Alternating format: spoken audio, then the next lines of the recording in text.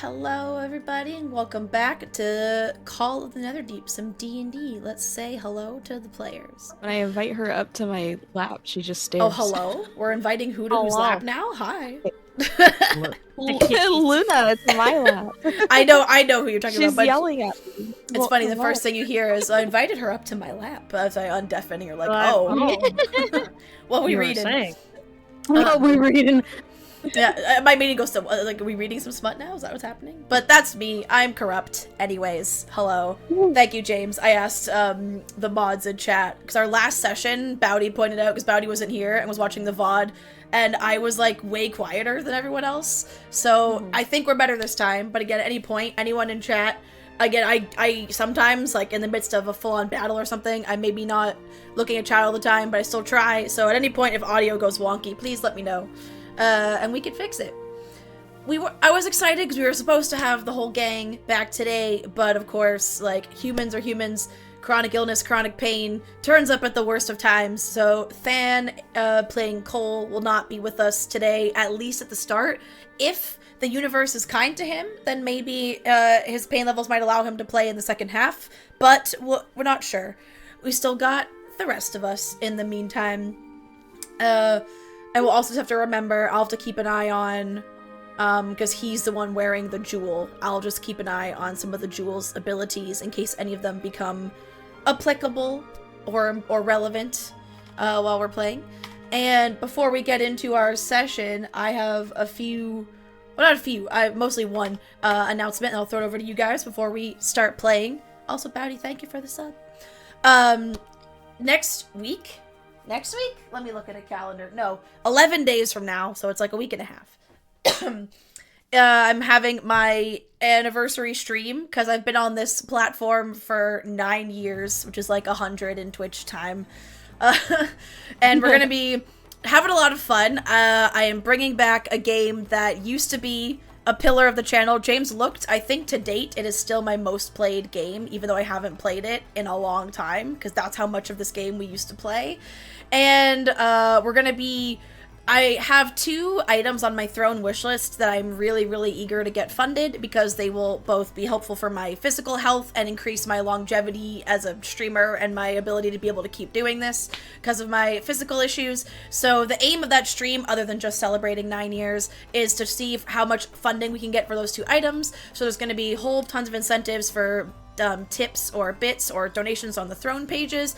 Things like James dropping ice cubes down my back, you get your name on a balloon on the wall, make me wear silly hats, you can up my mouse sensitivity in game, you can make me write you probably a terrible poem, all sorts of things. There's a little promo graphic on my socials like Twitter and Threads and Blue Sky if you want to see all the things we're doing for the day. And I'll be joined by members of Level Select, some members of Side Quests, some friends. Hopefully it'll just be a big fun drop-in day where lots of friends of the channel get to come say hi. And yeah, I get reintroduced to a game that I used to love, and we'll see how I feel about it now that it's been a while. I think that's it. And all our episodes of this campaign are all up to date on YouTube now. And I also have all the VODs ready to go for my Baldur's Gate 3 playthrough. I just need to get, like, thumbnails and stuff for them, but they will be up relatively soon, if anyone was watching that and wasn't watching it on stream. Believe that's that for me. Anyone else have anything they want to share before we get into our recap and our session? Me, small thing. It is warm as hell over here. So I'm not wearing my headphones because I would melt even more. So I will probably forget to mute every now and then you might hear some feedback and stuff and echoing. So yeah, that. We'll just harass you about it. Yeah, we'll just to remind you. It's okay. Hold on, that was weird. While you were talking, it's showing our captions. It wasn't showing yours. Oh, that's odd. But it doesn't say you're disconnected. Like, I can see you in the pixel chat. Yeah, I don't know. It is picking up now.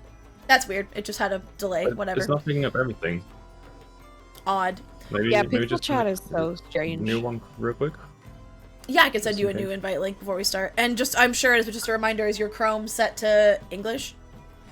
Oh yeah, I never changed it. Okay, cool. Camera's gonna go wonky for a sec, everybody.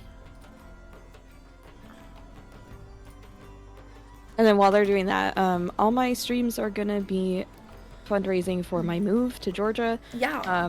My dad is being amazing, and he is paying for the bulk of my, like, moving my stuff expenses. But we still are gonna need a, like, cushion for, you know, getting food and gas along the way to Georgia.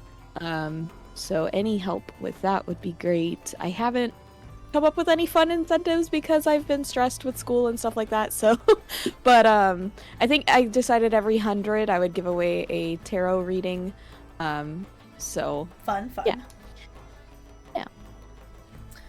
Nice. And Kay, I still owe you a tarot reading. Yeah, we'll get to it. You're pregnant. Please. It's okay. It's all good. I've owed it to you for months before I got pregnant. I'm not in a rush.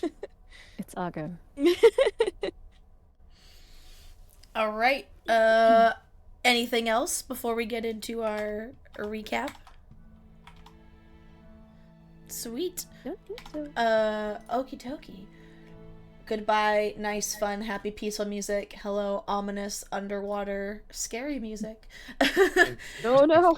So my mic might still pick up you guys for the captions, even if I'm mute on Discord. Oh. So my captions might be off as well today. Okay, true.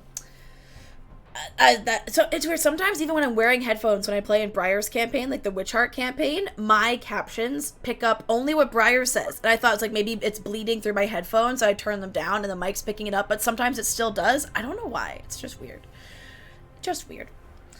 Anyways, I didn't the one thing I did, I was doing so much D&D prep this morning. I was so excited. I was like, I'm so ahead of schedule. And then the one thing I forgot to do was write out a proper recap to read. So this is just going by memory off the top of my head. It was one of those, not a ton happened in physical, like, time spent in campaign last session. It was only, like, 2 hours. But you learned a lot. Because you had decided that it was time to venture into this weird alternate... not like a full-on other dimension, but definitely not part of this one. It seems almost like a pocket dimension that exists alongside yours, that has been named the Netherdeep, and this is where this figure from the Calamity Days, Alyxian, that you are going to help, seems to have been trapped. And you decide to venture in for yourself is also the source of this mysterious red mineral called ruidium, named after the red moon Ruidus that he was born under, as both are very negative oriented, have lots of negativity associated with them, and superstition, and danger, if you will.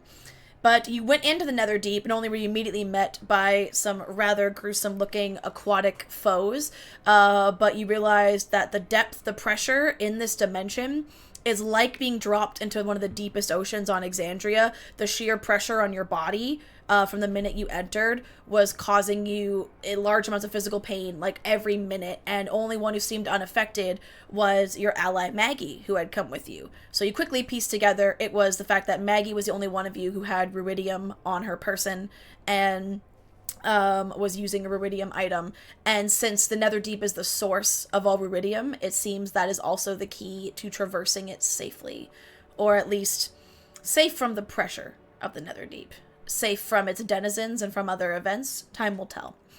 You also, in the brief time you were in there, all shared 2 visions of Alyxian's past, so it seems that the longer you're in here, you're likely to be able to finally piece together the story and the history of this figure, because all you've known up till now is he lived in the days of the Calamity, so ancient times. He has a history and was blessed by 3 separate deities, all of which you interacted with prayer sites that he also beseeched their aid at those locations. And that's really about all you knew. And he was a fighter, a warrior of some kind. And now you have learned that he was Ruidus born, and that stigma associated with that followed him from quite literally the moment of his birth, where even the midwives who are helping his mother didn't want to hold him upon his birth, just because of that level of superstition associated with Ruidus.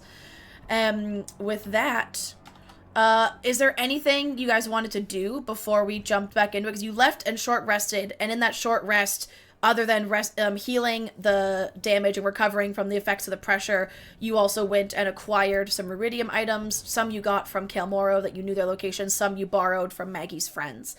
But other than that, was there anything you wanted to roleplay during that short rest, or do you just want to jump right back into returning to the Netherdeep now that you have the tools you need to survive?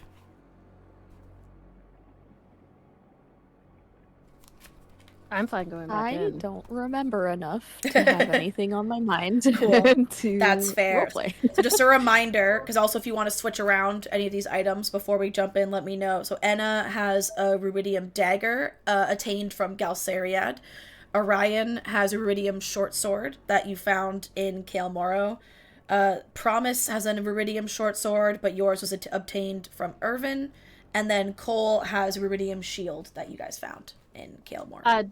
Do these have any stats that we need to be aware of? They just have the regular stat block of a dagger, and then I've pinned in our group chat the additional effects. Basically, it's if you use them and deal damage, I believe the weapons just deal extra psychic damage. And of course, they give you all the benefit of a swim speed equal to your walking speed and the ability to breathe underwater. And that once you return, like you cross through that rift into the Netherdeep, you immediately don't feel the effect of the pressure. You still feel it, like pushing in on your body, but your body feels like it has resilience now, and it's not gonna like crumple in under the pressure. Does it take away the disadvantage of melee attacks underwater? That's a good question. Let me check. There's a section on that. I feel like maybe with the walking speed thing, but I don't know if that would cover it. Let me check.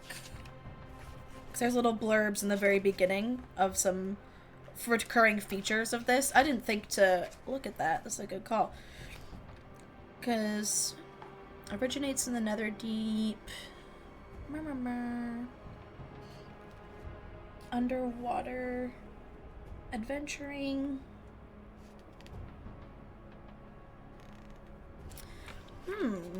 It doesn't say in the beginning. Let me check the magic items tab. Because you'd think it would note it there as well. That's the ruidium armor. I need the weapons. Here we go. Ruidium weapon.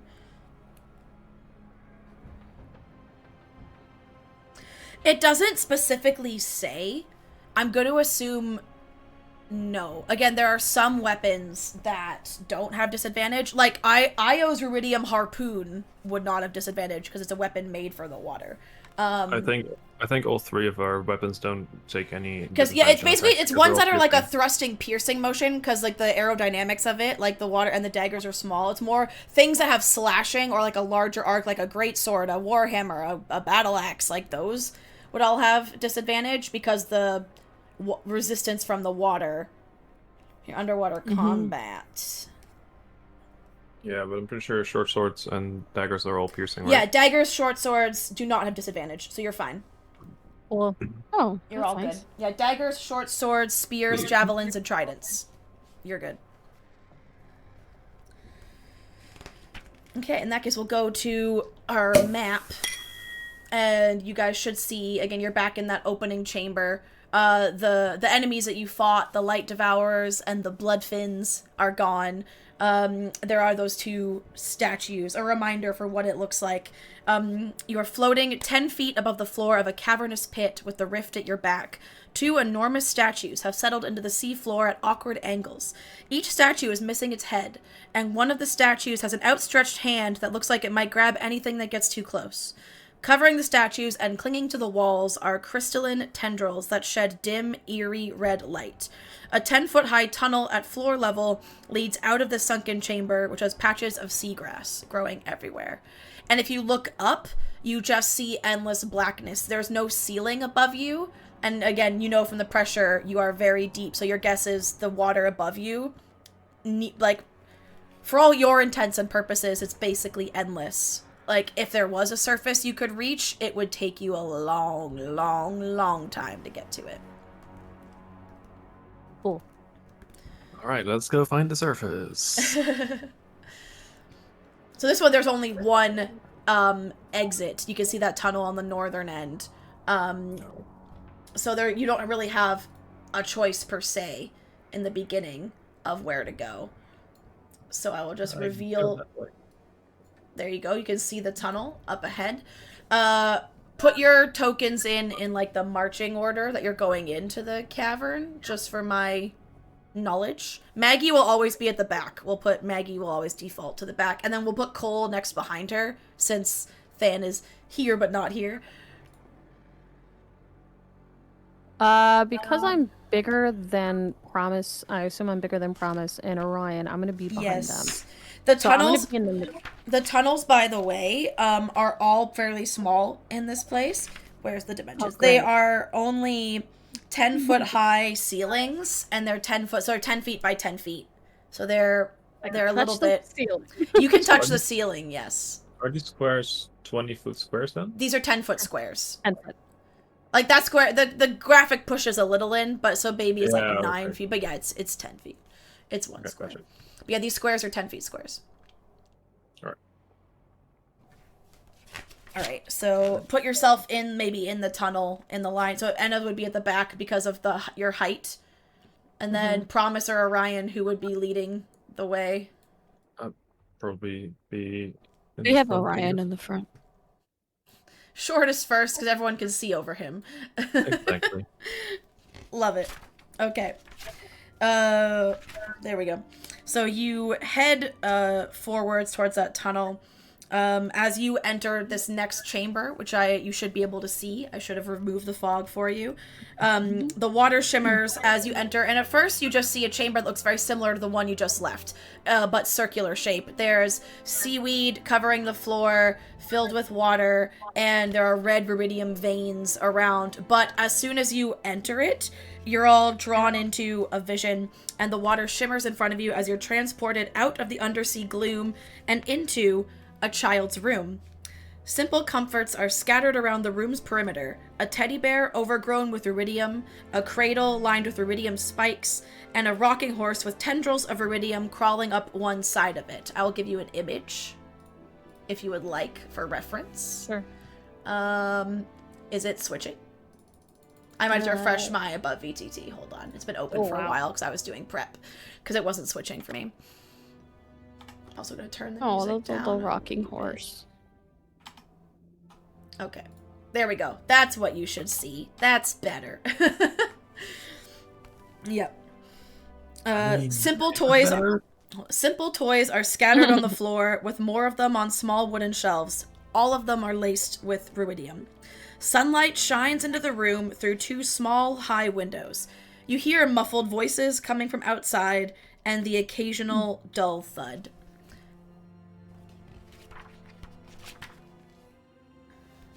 What do you do? I want to press my ear to the door and try to hear the conversation better. Okay. Make a perception check for me. What do I add? Not much. That's a 19 though.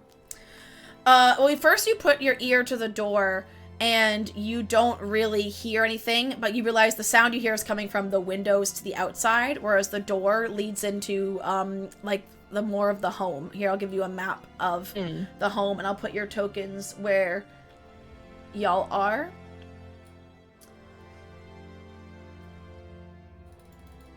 Zoom. Enhance. Okay.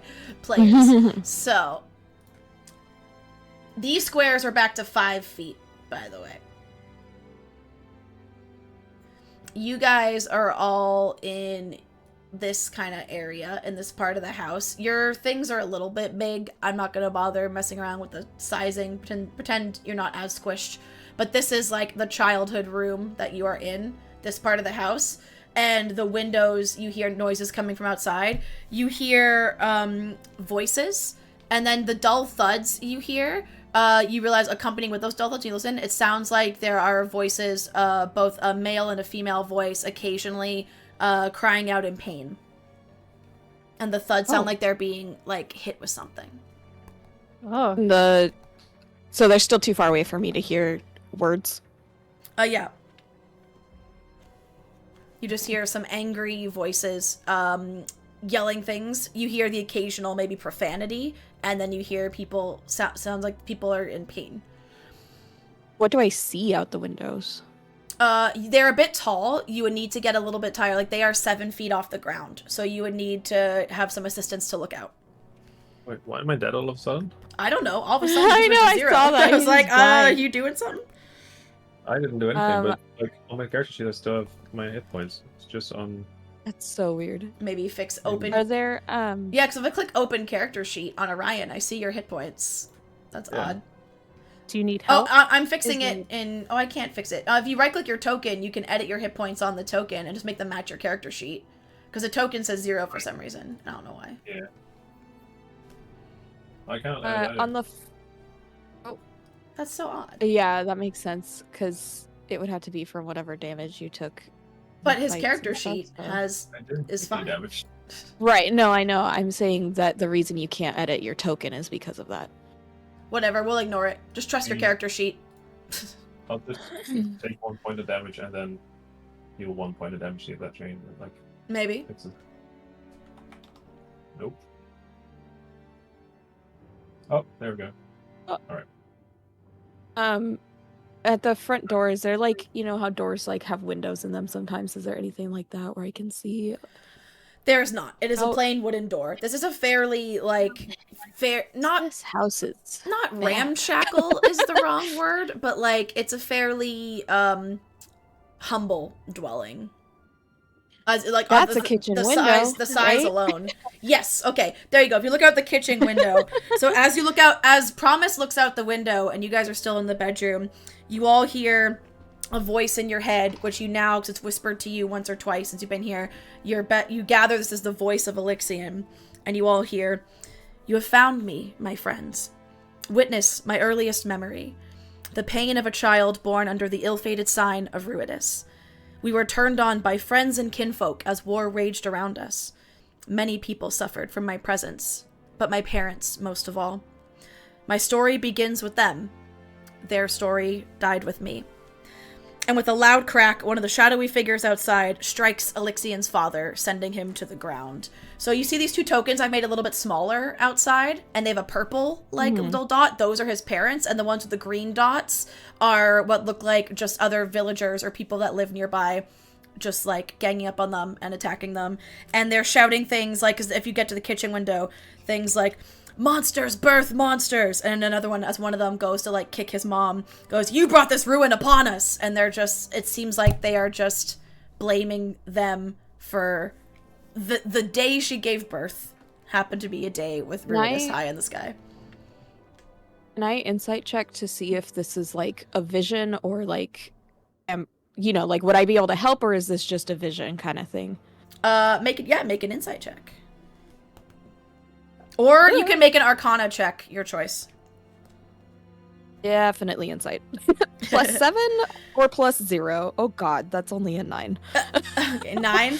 I will say you're not sure, but you do notice when you're getting a sense of your surroundings. You look outside, so you see the rubidium veins on the toys, but you look outside, and at first glance, it's like a forest setting. It's a clearing, cottage in a clearing. There's trees, grass. Like you're not underwater anymore.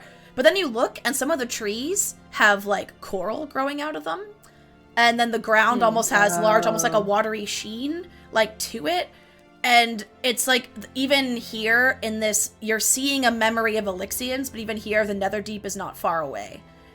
And it seems you're somewhere between places right now, is the best you get from that.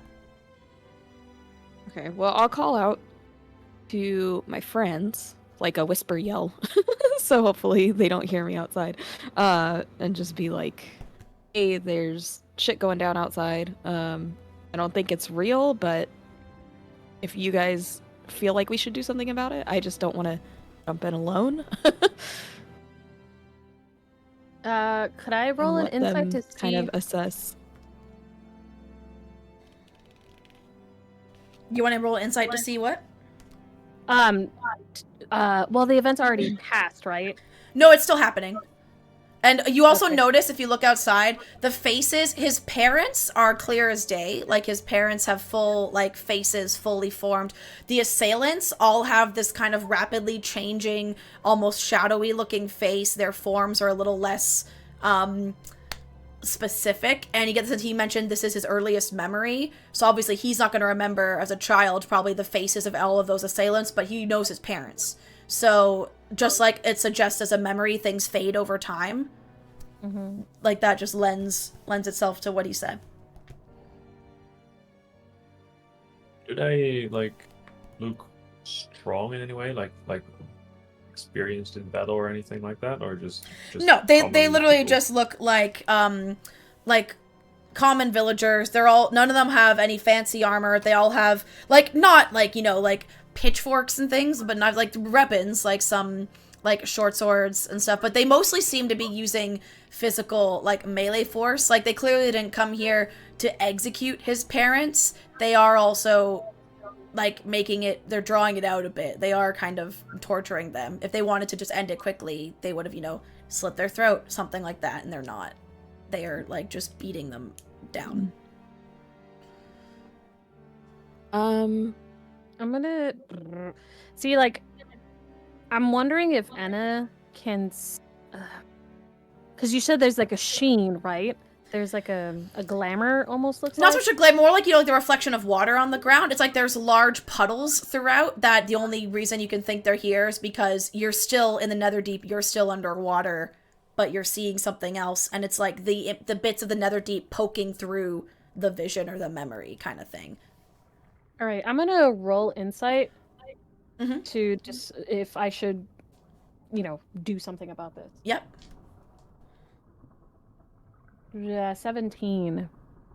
Ooh, much better than mine. 17, you say. As you're thinking, like, do I do something? You also realize you've physically interacted with things. Like, you've opened the doors to get to this part of the house. Like, the house feels very real. It's only those weird, out-of-place aquatic elements in the outside surroundings that for a moment made you give pause to, like, this isn't real. And his parents, as you're, like, what do we do? His parents catch sight of you in the window and look at you. And they look at you, Anna. And the mom looks at you and goes, Alyxian, stay inside, please. She seems to think she sees you as Alyxian. She is, they see you, but they don't see you. Oh, so we're looking through his eyes. And you do feel in that moment like you're trying to connect with him just as a memory. And you know what he said. It's almost like you open yourself up, like, what do you do? What do you want us to do? Almost like you put that out into the universe. And you do feel for a moment as if it was your own emotion. You feel this overwhelming wish to help them and a guilt.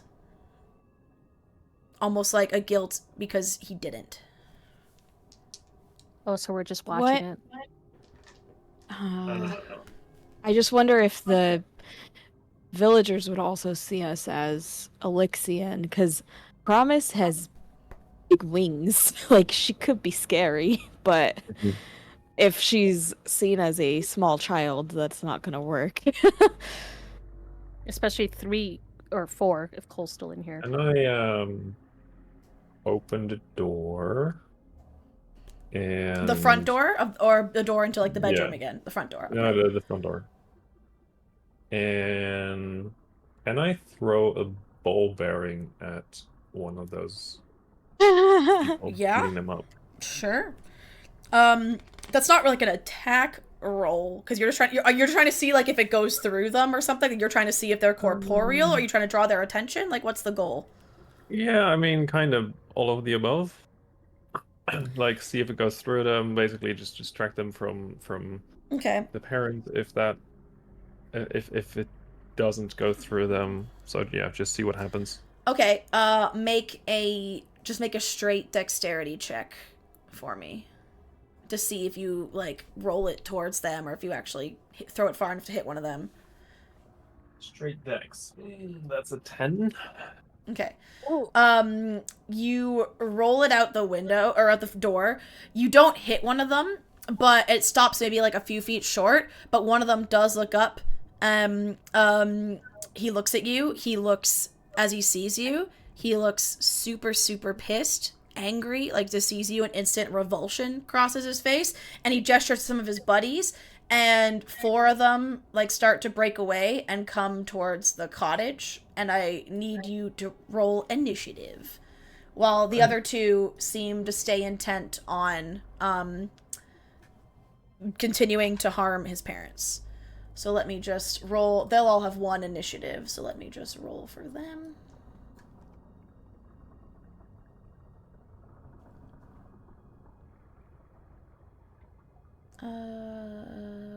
Why am I blanking? +1. There we go. Jesus, why was that so hard? Hey! Okay.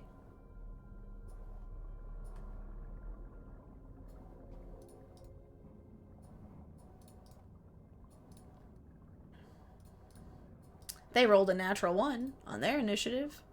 Rip. Nice. 1. Okay. Well, no, they did not roll 129. Jesus Christ. How's that possible? Okay. Anna, what did you get? 18. 18. Very nice. Promise. 16. 16. Orion. 13. Okay. And let me check Cole. Let's see. His initiative is a Fred +1. as well. Yes. Can I do it myself, actually? Yeah, maybe. I don't know, but we'll see. Oh, yeah, I can do it myself. Oh, to add to the... You'd like to roll for him or add his token? Huh? Oh, yeah, I didn't need to roll for him. Fred's huge! He's a dirty 20. I Token already adjustments. added him small as well. Oh, did you? Oh, you did? Okay, cool. Then we'll get rid of Yeah, this one. he just doesn't have a token icon. That's fine. No, I see it now. I see the little circle there. What did he get for his initiative? Dirty 20. Dirty 20. Well, Fred's going first. Yeah, What's Fred gonna do? He's just gonna stick with me. Let me just put on our battle music. Give me advantage. He's gonna give you advantage to stick with you? Cool. Anna, you're next. I'm casting Bernie. Okay. Let me make sure I can do it. Yeah, I can do it. Cool. So I'm gonna put. Let me grab him. What is the range? Sorry, 1 second. I should know this by now. You'd think. I just want to make sure that when I do the damage when he spawns. Why can't I see this area? Sorry, my sheet is acting really wonky. I'm sorry. It's all good. Technology be like that sometimes. Yeah, it's very strange at the moment. Okay, here we go.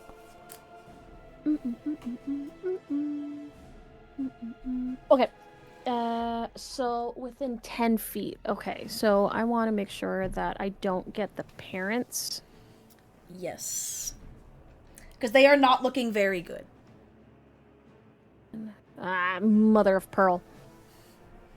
I can only get 2 of them. I can only touch 2 of them. Oh no, if I put Bernie there, it does not touch the parents. But it will touch the 2 on top. Okay. And the 1 on the bottom on the left. Okay. That's the best I can do. Number 1, 3, and 6 in the order I've put them in here. All right, so they have to success a dex saving throw DC 17. Okay. Easy enough. They rolled a 3. All of them. Oh. Okay. They each take 2d6 damage. Fire damage. First one takes 7. Okay, so that's number 1. Second one takes 5. Okay, number 3 takes that.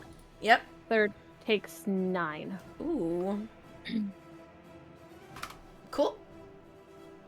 And my... So that was my action. My bonus action. I don't think I'm gonna do it.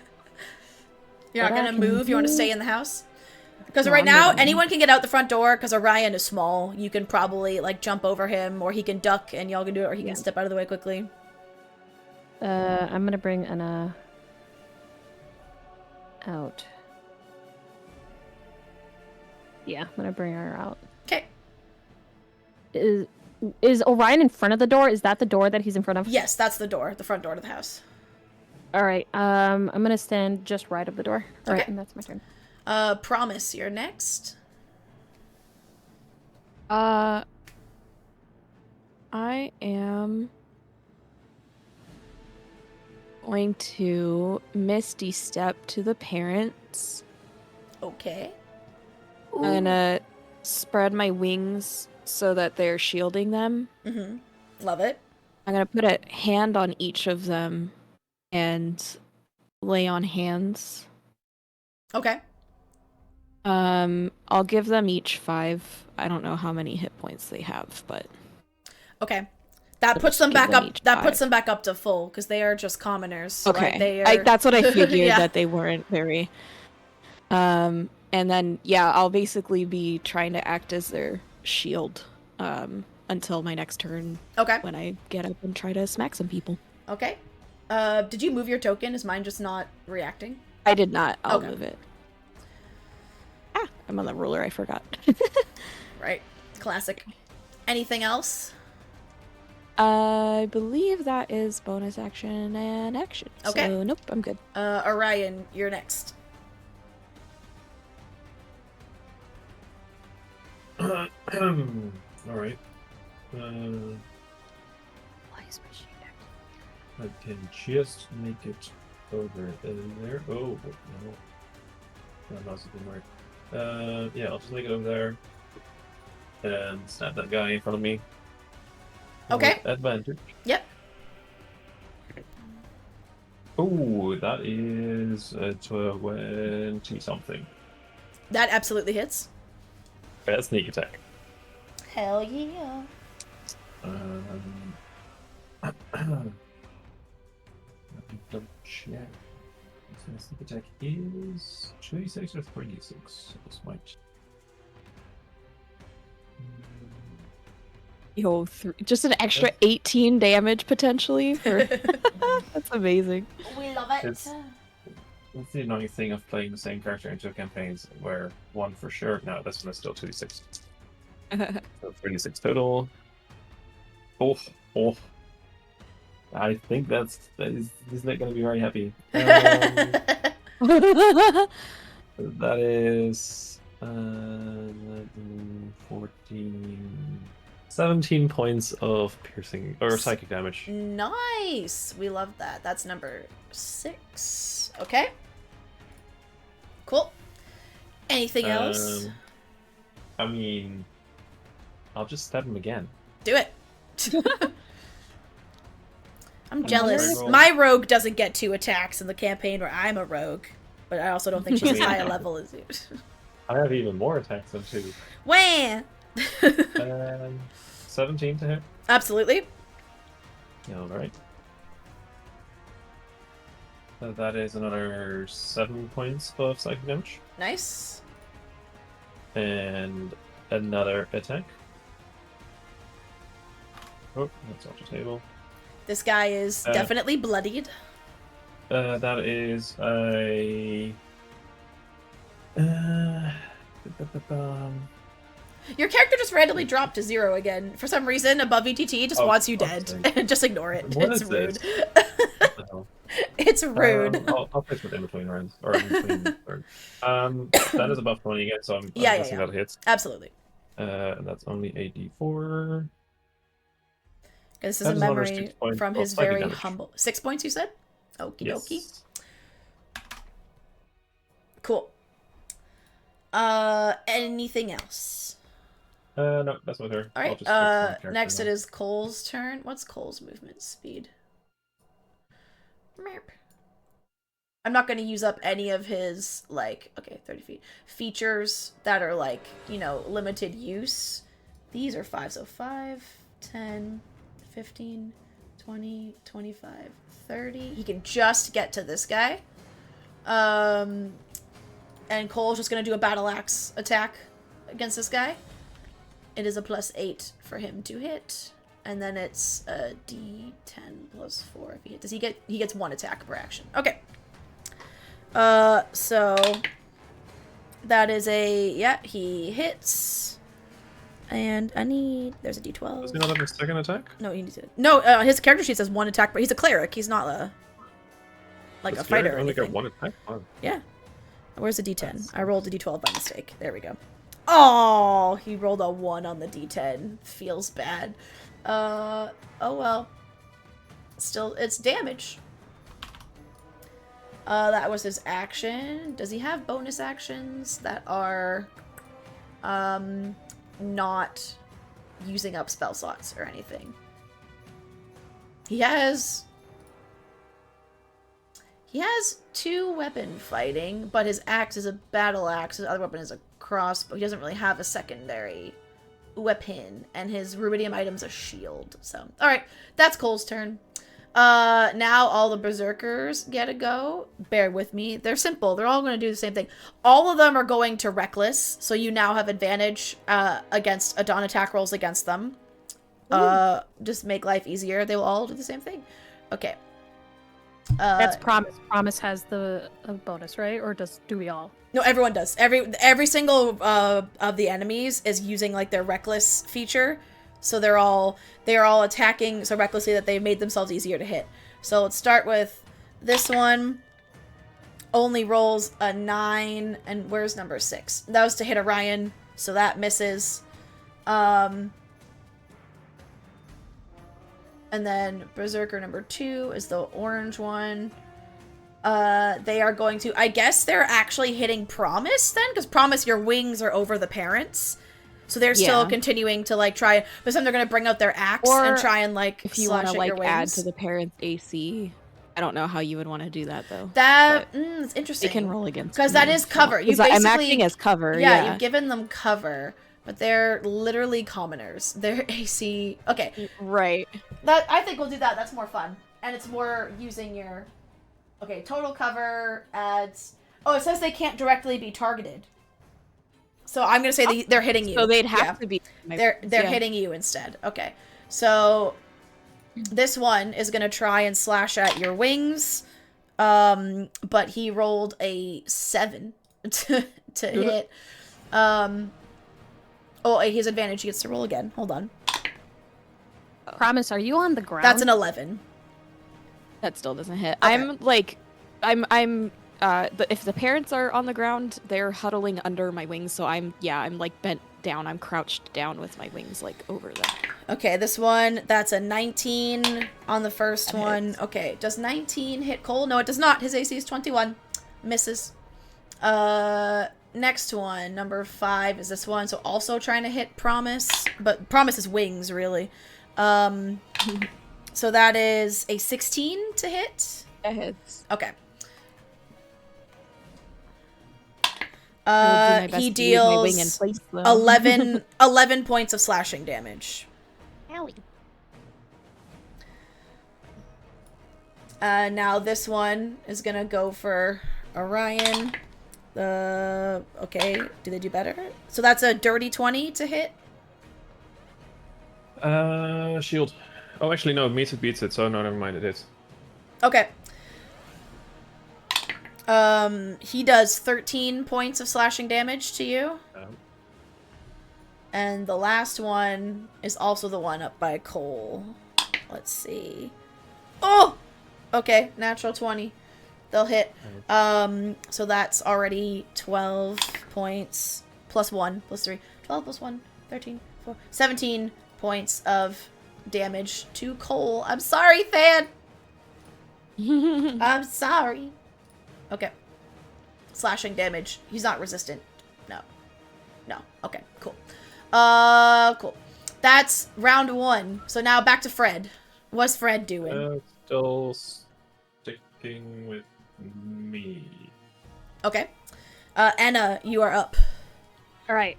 My first action is I'm gonna cast Entangle. I gotta make sure it only touches them. Okay. How do I ping? Double click.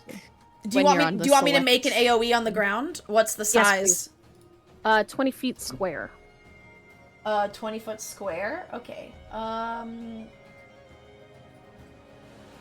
Square. So this square. Do you want it? Who are you trying to position it? The ones behind the parents, or the ones on any of your friends? I wish I could ping. Hold on. You might be able to move the square now if you can. Oh, let me see. Oh, you're putting it down there because that green square is the size of it, so you can move that where you want the entangle to go, if you can move it. Okay, I can move it. I can. Yay! But does it affect the parents? That one. Parents are the tiny tokens. Yeah, the parents are the small ones right in front of Promise. It wouldn't affect them, but right now it's really only getting the one guy in front of Orion. But the other guy behind the parent is also within the square. Like, I guess barely. I'll give it to you. Man, I wish I could make rotate the square, right? Like, I mean, pivot. I think you can. You can. Whoa. That was so speedy. Wait, there. hold up. Now it's got 3 of them if I rotated it that way. Hell yeah. That's what I want. Okay. There you go. Geometry. Woohoo. All right, so they have creature in the area when they cast a spell must succeed a strength saving throw. Okay. Will be restrained by the entangling plants until the spell ends. Their strength. Okay. Let's see. So for the yellow one, fails because that's a 5. 5, 11, and 5. So they all fail. So they are restrained. Mm-hmm. Okay. But it's a concentration spell, so I have to I could only cast that. That's fine. Now the follow-up question is, if it's concentration, I won't be able to act through Bernie, right? Like, I can't do anything. If it's a non-concentration thing you're doing through him, you still can. But if it's anything else that has concentration, no. It would cancel out the entangle and do the new one instead. It doesn't state otherwise. It doesn't state... If it doesn't say it's concentration, then it's not. It will either say it or will say nothing. Alright. Cool. If that's the case, I am going to cast, then, Fiery Teleportation. Ooh. Because they're within range. They're within 50 What feet. level are those spells? Because under the rules, you can only cast 1 spell of a level and then a cantrip per turn. You can't cast 2 spells of a numbered level per turn. It doesn't have a level? Oh, it's just like an ability? Yeah. Okay. Cool. Yeah, because I can do it's the bonus action. Got you. I can cast through him. Okay. But it doesn't state otherwise. All right. The spirit and each willing creature of your choice within 5 feet. So I want to grab the parents. Okay. And promise. Okay. Yeah, if they're willing. Yeah. Willing. Of the space that spirit left must succeed a dexterity saving throw against your spell save DC or take 1d6 plus PB fire damage. Okay, so I want to grab them and bring them back here. Okay. So they're away from the barbarians. Okay. Unless Promise wants to stay. If Promise wants to stay in it, that's fine. Again, they have the choice whether or not they want to leave. Yeah. Or they can stay with it. But if you do stay, you must succeed on a dexterity saving throw against my spell save DC. Okay. Yeah, I'll stay so I can smack. But if I get the sense that you're pulling the parents away, then yeah, I'm sure they would gladly. Well, yeah, the parents see you as Alyxian, so they'll like trust you and do what you say. Right. All right. So what do I have to beat for the dex save?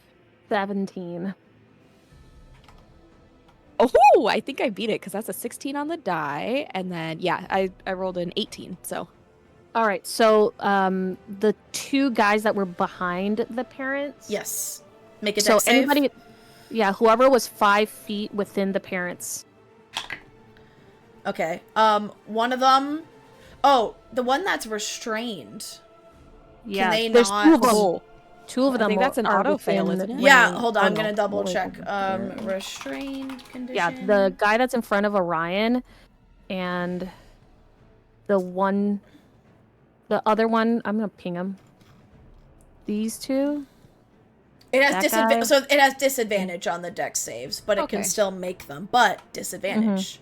That's a Okay. high number to beat with disadvantage, though. So it's within 5 feet of where the parents were. So yeah, it's all these 3 because it basically is all the squares around where they were. So Yep.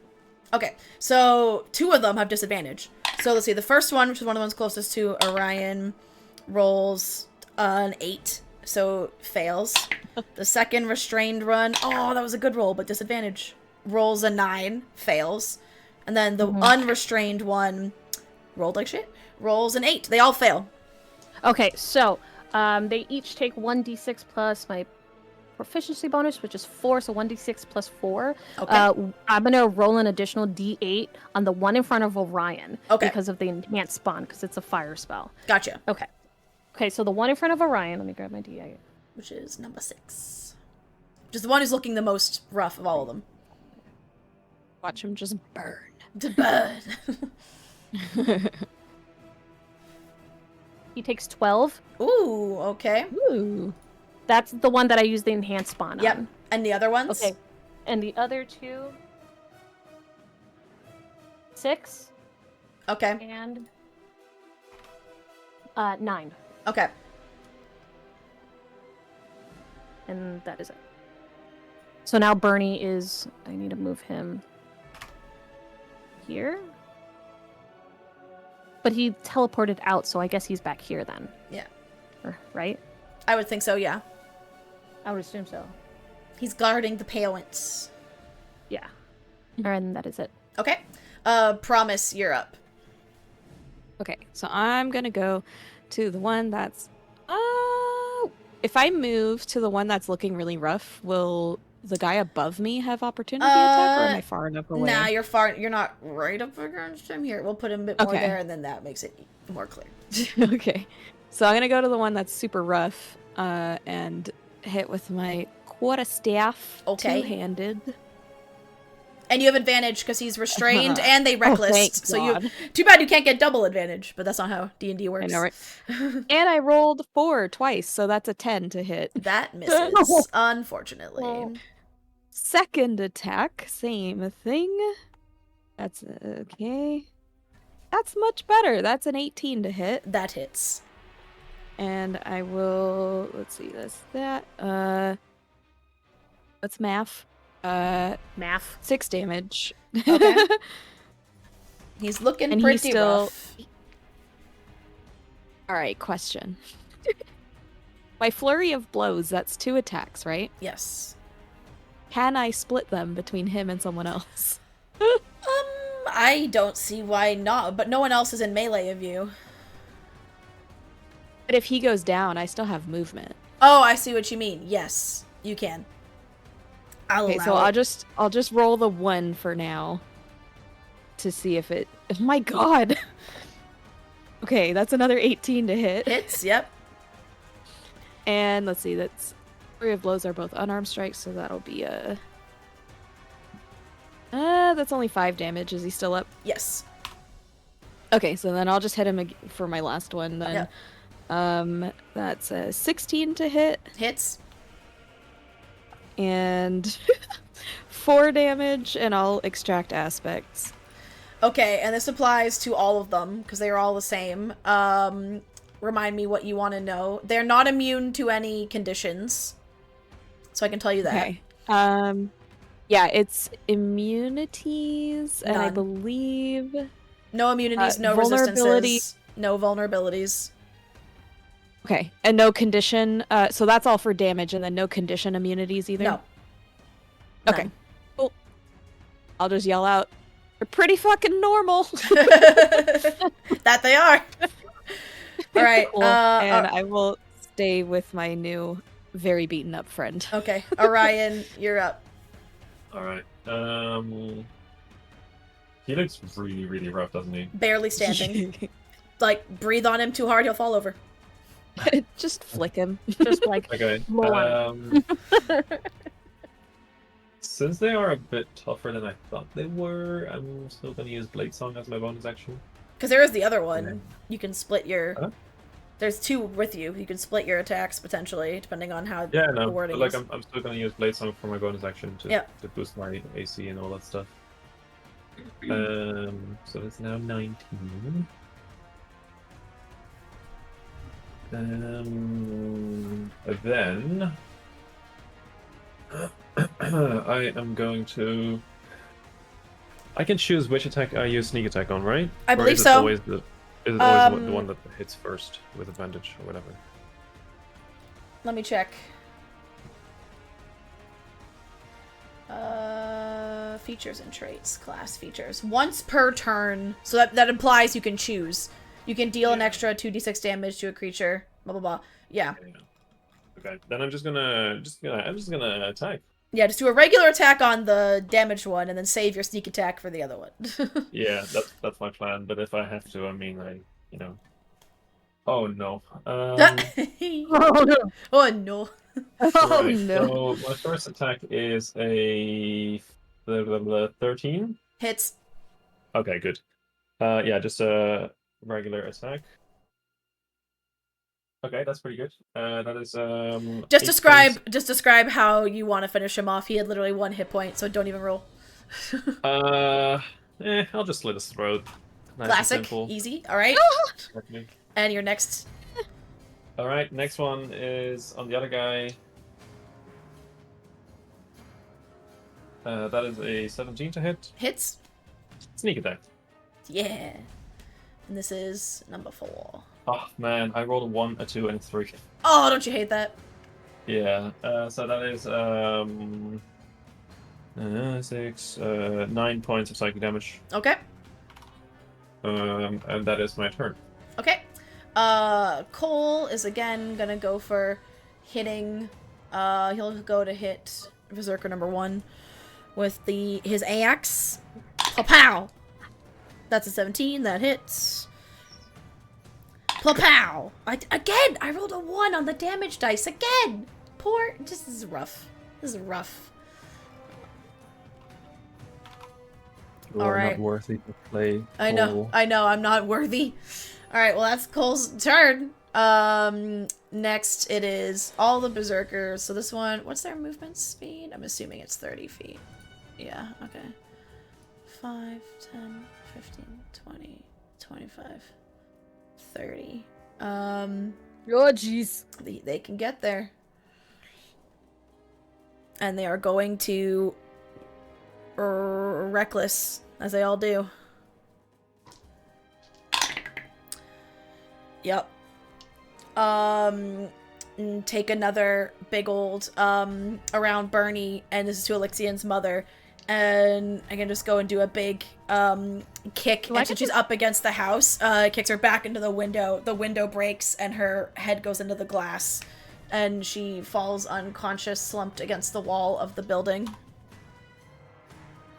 Question. Mm-hmm. She's not here. I know. I have Warcaster. Yes. So do I get an opportunity of attack? Because this person just passed Bernie, whom I can act through? Let me look up the wording on Warcaster and see. Warcaster feat. You can use a reaction to make an opportunity of attack to cast a spell that has a casting time of 1 action and targets only that creature. I don't think it works. I don't think it works that way through I think it's Bernie, only when they unfortunately. pass you and not. Yeah, because it says attack from you. And they haven't left Bernie's range anyway. Oh, that's true. No, Yeah, yeah. because opportunity attacks when they leave the range, Got it. not when they enter. Yeah. Got it. And even then, I think it only works from you and not Yeah. through Bernie. Yeah. Because otherwise, I could do the same thing with Fred. Because generally, everyone just ignores. Yeah. Ignores. But can you cast spells through Fred? I can, yeah. Okay. Okay, the next one tries to hit Cole and misses. Number 5 is restrained. What's on Entangle? Can they make a save to break out of the restraints?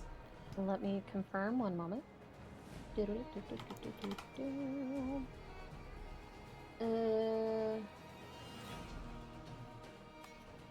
A creature restrained by the plants can use its action to make a strength check Okay. against your spell save DC to Okay. free itself. He'll make a strength check to try and free himself. That is a 10, so fails. Nope. He is still Yeah. restrained. Alrighty. Next is the one around Orion, and I believe he has a disadvantage. He's gonna then use his Reckless to get a straight roll on the attack. Ah! I just rolled that out of my dice tray and onto the computer. That is 16 to hit Orion. Misses. Heck yeah. And last is the other one up near Cole, using his Reckless. Still misses. Alright. Top of the round. Fred. Is Fred sticking with you and giving you advantage? You have advantage on all of them because they've all Reckless if it's an attack roll, so you're muted. You're still muted. Shit, sorry, I thought I unmuted. All good. It doesn't matter, because, like, everyone has advantage on everyone anyway, so... I guess he'll just stick with me. Cool.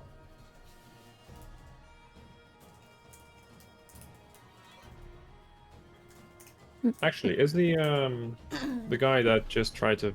Oh, never mind, no, I thought the one on the right tried to break free, right? Yeah, the one in the purple ring, this one tried to break free. Yeah. So that one shouldn't have advantage against Yeah, you he anymore doesn't. now Yeah, because no, he wouldn't. Yeah, because he didn't case- Reckless. In that case... But you'd have advantage on him because he's restrained, so you'd have advantage on him in a Right, different place. No, I guess Fred will jump over. To promise. Yeah. Cool. Enna, your turn. All right. I still have concentration on the Correct. spell. So, Bernie is going to flame seed the guy that just kicked the mom through the window. Not through, like she's against it, but it's more like her head went into the window and it broke it, and then she's like slumped down against the wall of the house now. Bleeding a little bit from broken glass around her face. Okay. Cool. All right. Flame seed against that guy. Yep. Attack spell target. One hit is 1d6 plus PB fire damage. Is it attack roll or do they make a save? It's a ranged weapon attack. Okay, so you roll to hit them.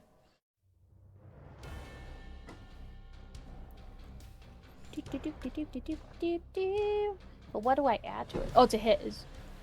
Right? It'll be, yeah, your wisdom modifier plus proficiency typically is your spell attack bonus, because you're a druid. Oh, yeah, the... So it's probably like plus 8 or something around there. 9. 9, look at you. So 19. Hits. Okay.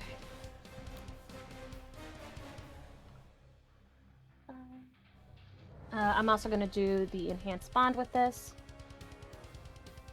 2, that's 9 plus 15. Yep, hits. Oh, 15 damage, haha. Right, you already hit. Durr. Alright, that's number 2. Okie dokie. Anything else on your turn? I'm going to... Does movement break concentration? No. Not at all. Okay. Are these bushes? Can I jump over these bushes or run through these bushes? Yeah, on the, yeah. Okay. The bushes, yes. The trees, no. All right. I am going to move myself here. Cool. Okay, that's it. Promise, you're up. Okay, so this guy's a dick. So as I go over to him, because my wings are still out, there's like a flappy, whooshy kind of Batman cape sound, because it's cool. And I'm gonna bonus action Divine Favor. Okay. So I'll have an extra 1d4 radiant for each of my hits. And you have advantage against him because he reckless. Heal, yeah. And I have 2 attacks because I'm a 5th level paladin. So I'm going to attempt a first smack. Oh god, thank god for advantage. That went from a nat 1 to a nat 20. Ooh, let's go. So what is math? All right, so we have Maximum of my all your two-handed dice, and then roll as 8. normal and add to that. Okay, so we've got 10 and we've got 10 bludgeoning, 4 radiant off the bat. Okay, so it's And then off the bat. 8. He is bloodied and at that. 8 more bludgeoning and 3 more radiant. Okay, so another 11 total. Yeah. Oh yeah, I forgot he has no special. Yeah, they have no special anything, so you can just give me straight damage for all these guys. Anything else? Yeah, I'm gonna smack him one more time. Yeah. Okay, so let's see. That's okay. So 14 plus. That's a dirty 20 this time. Hits. And that'll be 6 and 3, so 9 Okay. more damage. And can I like glance at the mom and try to tell if she's like dead or just knocked out? She is she is knocked out, but she is breathing very shallowly, and you also know from the before, it seems like there's just lots of internal damage, because especially now with what they're saying about like monsters only birth monsters, and like you brought this like on us, they were focusing a lot of the damage around her stomach and around her torso, rather brutally, and only like to the head is just from this window breaking. Like she has some of the cuts from the glass and stuff, but most of the damage has been focused here, so it's hard to see. But her breath is very shallow, and it's kind of a wet sounding breath. Ew. Okay, I'll just yell out like mom needs healing very soon, and I'll be there. I want to interpose myself between, as much as I can, between mom and the bad guy. I know there's not technically space, but like I would say you can make, I'll allow as a bonus action to make an acrobatics check to do so, but since the bonus the DC, used my bonus action. oh, you did, you've used action and bonus. Yeah, that was my divine favor was bonus action. That's okay. Yeah. I do have half my movement left, if that counts for anything, but... Because there's no space between them. Or, like, he's already right up there, so... Unfortunately. Yeah. Well, if he gives an inch, yeah, I will for sure. take a mile. Alright, Orion, you're next. I mean, I think I'm just gonna stab again. Yep, and you have advantage. I'm a rogue, so, you know, I do stabby things. And he's nice and restrained by vines. He's gift wrapped for you by Enna, just right there. 14 Hits. Nice. Sneak attack. Because why not? They're only wearing some really simple leather armor, and only on like parts of their body. They're not like fully armored up. So. That is 17 points of psychic damage. Nice.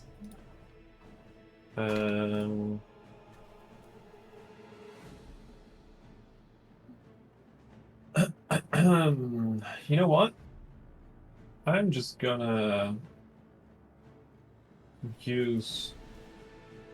am I gonna use that? Yeah, fuck it. I'm gonna use Shocking Grasp as my second attack. Okay. So that is... Oh. Off the table. Oh. Well, that's not great. That is another 14 to hit. Still hits. Well, the other one was a 1, so that's 2d8.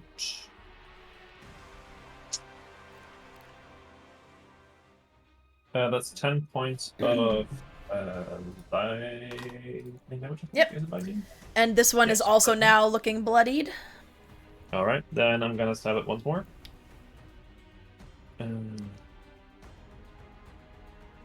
That is a 26 to hit. Yeah. Oh, yeah. And that's another 6 points of psychic damage. Nice.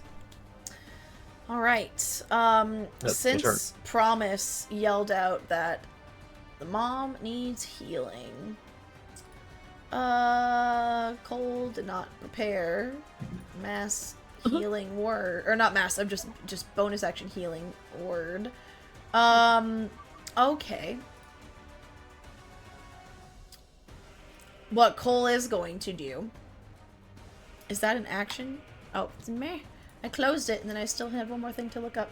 I'm pretty sure it's an action. Yes, okay. Fuck it, he's hard to hit. He, is going to come over here and take the opportunity attack from these two. One of them will hit because they still have the reckless, I think. Let me check their wording on that. Healing word or? Oh, it's only on attack rolls. Well, opportunity attack is an attack roll. No, not healing word. He's gonna spare the dying on the mom. Oh, okay, right. But if you're gonna use healing word, then it's just. Oh, it's during that turn. It's in their turn, so they don't have advantage. So it wouldn't have hit him. And the other one, straight roll. The other one does. Okay, so he takes. That's fine. Takes 4 more points of damage.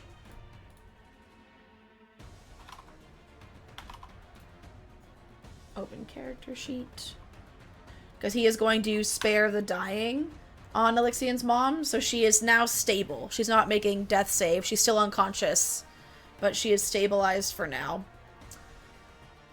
And that's a cantrip, so I don't use up any of his spell slots. And I don't think there's any bonus actions that don't involve... Because again, like, he has healing word and stuff, but I don't want to use the spell slots without him here. I'm trying to look at other things to do. No, we'll just do... Because then if you're going to heal her, Spare the Dying was pointless. So, no, we'll just do Spare the Dying, and that is Cole's turn. Back to all these berserkers. So this one is going to go for Promise. That is a 12, so misses. Next one, number 3, is also going to go for Promise. Promise is about to get surrounded. It's just because I'm so cool. Okay, but that's an 11, so that one misses.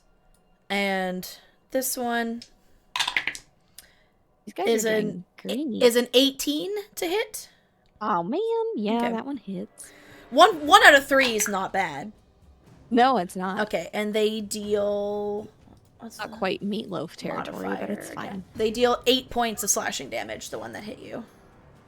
I don't have any cool reactions for when I get hit, unless it's by ranged stuff. That makes me sad. This one's gonna try and break out of the restrain. They rolled very low, don't even need to ask. Okay, so that's fine. Same with this one.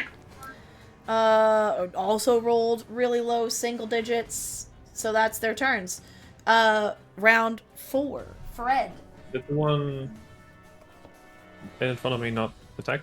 No, he just tried to get out. That's their action. And they don't have Okay. bonus actions and stuff, so. Okay.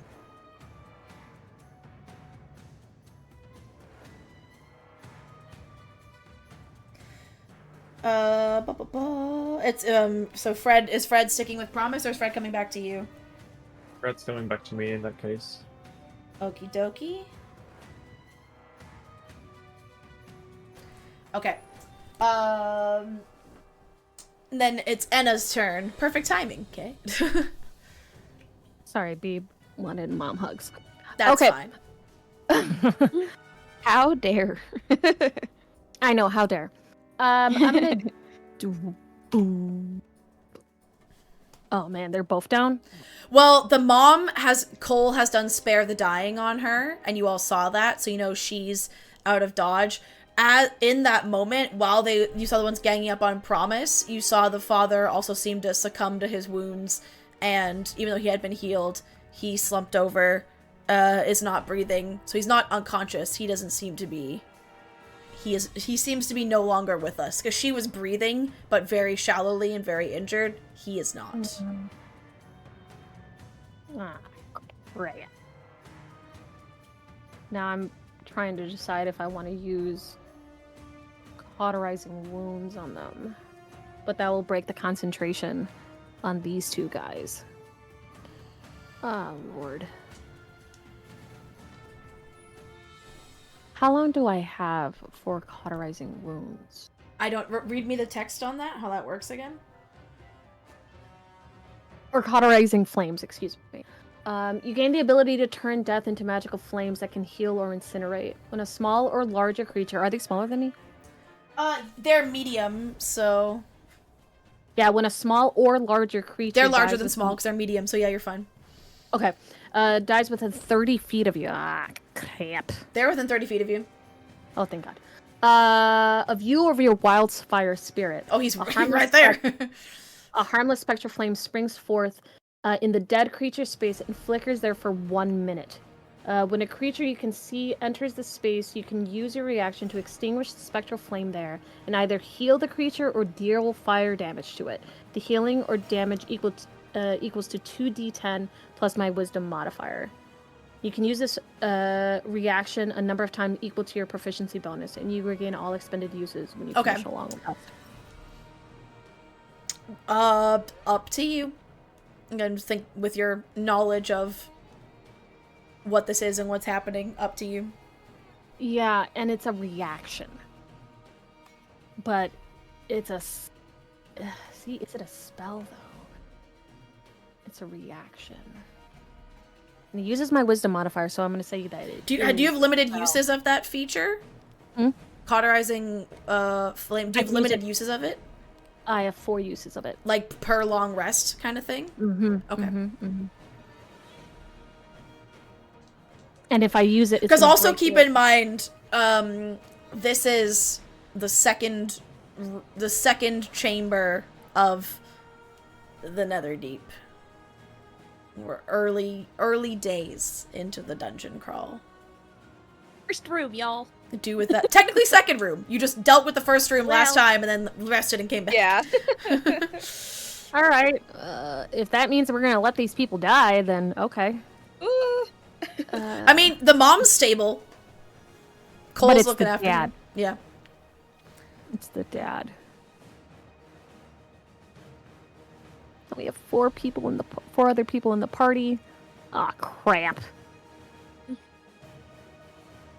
Alright, I'm just gonna attack and it's in a minute, right? So each round is 6 seconds. So yeah. I still like, have... we're in round 4. It has been 24 seconds at this point. Like, this is seconds, well, since the person 18 to died? 24. No, he just died. That just happened. Top of round 4, he died. Alright, so I have a minute from then. Yeah. So you have until round 14 to decide if you want to do this. You got lots of time. Cool. I'm gonna flame seed the dude that is between Promise and Cole. Cool. Where's my... Okay. Do I have advantage on them? Yes. Okay. Not even better. Okay, 8 and 9... 17? Hits. To 17? Yes. Okay. I had to do the math there. 2, and I'm gonna do the d8. 8.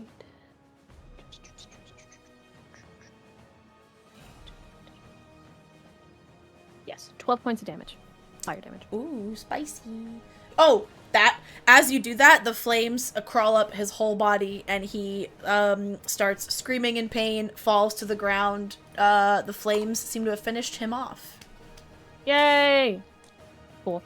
Excellent. I'm just going to go ahead and delete the ones that are dead, because we leave these bodies give the parents a reference of where they are, but the ones that are dead, we'll just remove their tokens for now.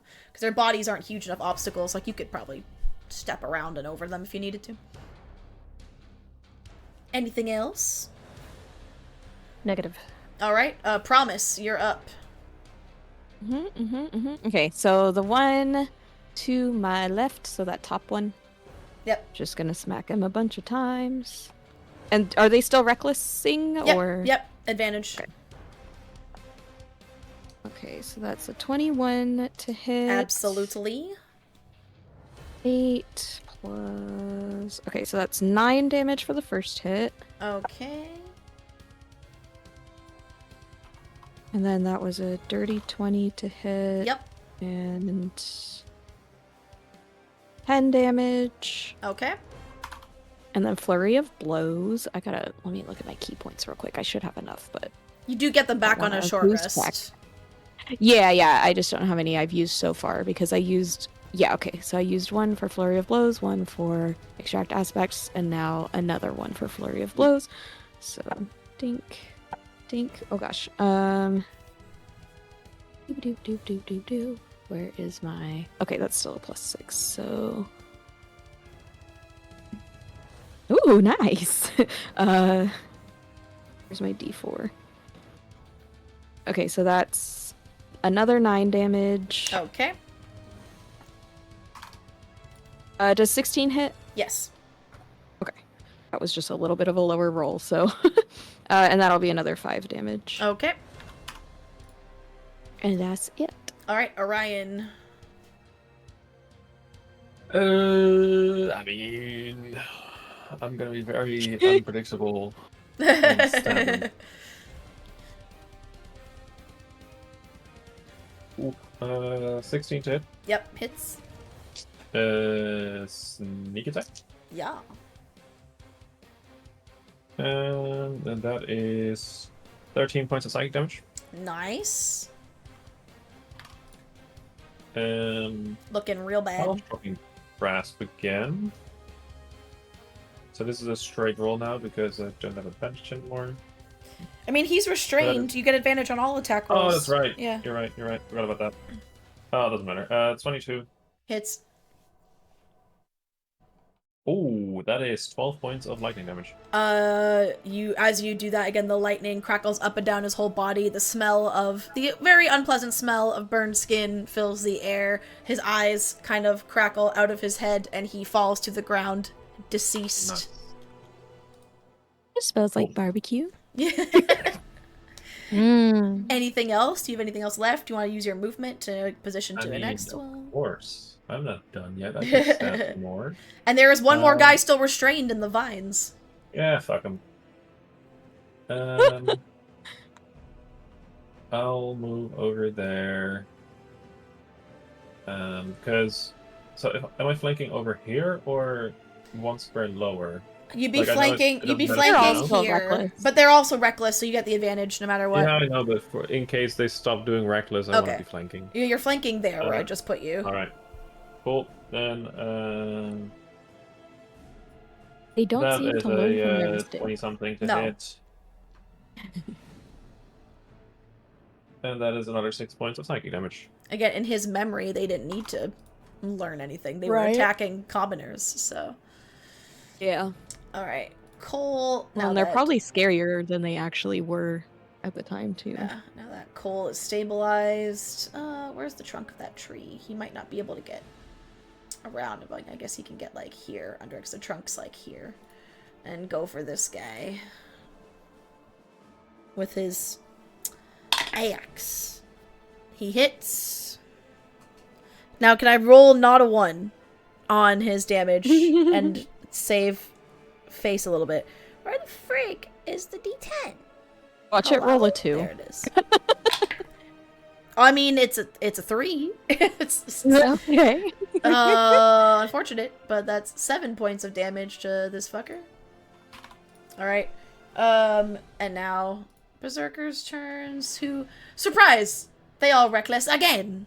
It's also because they need to have any chance of hitting anyone. See, like, even that 4 to 6 plus 5, 11, not gonna hit. That was towards Cole. Now this bottom one is gonna try and hit Promise. Nope, that's a 12. And the restrained one is gonna try and break out of the... Nope, that's a 10. Easy peasy. These guys are doing great. Alright, Fred, staying with you. Thumbs up. Cool. Enna, you're up. Okay. I am going to break concentration Yep. because it's just the one dude. Yeah. Okay. Yeah,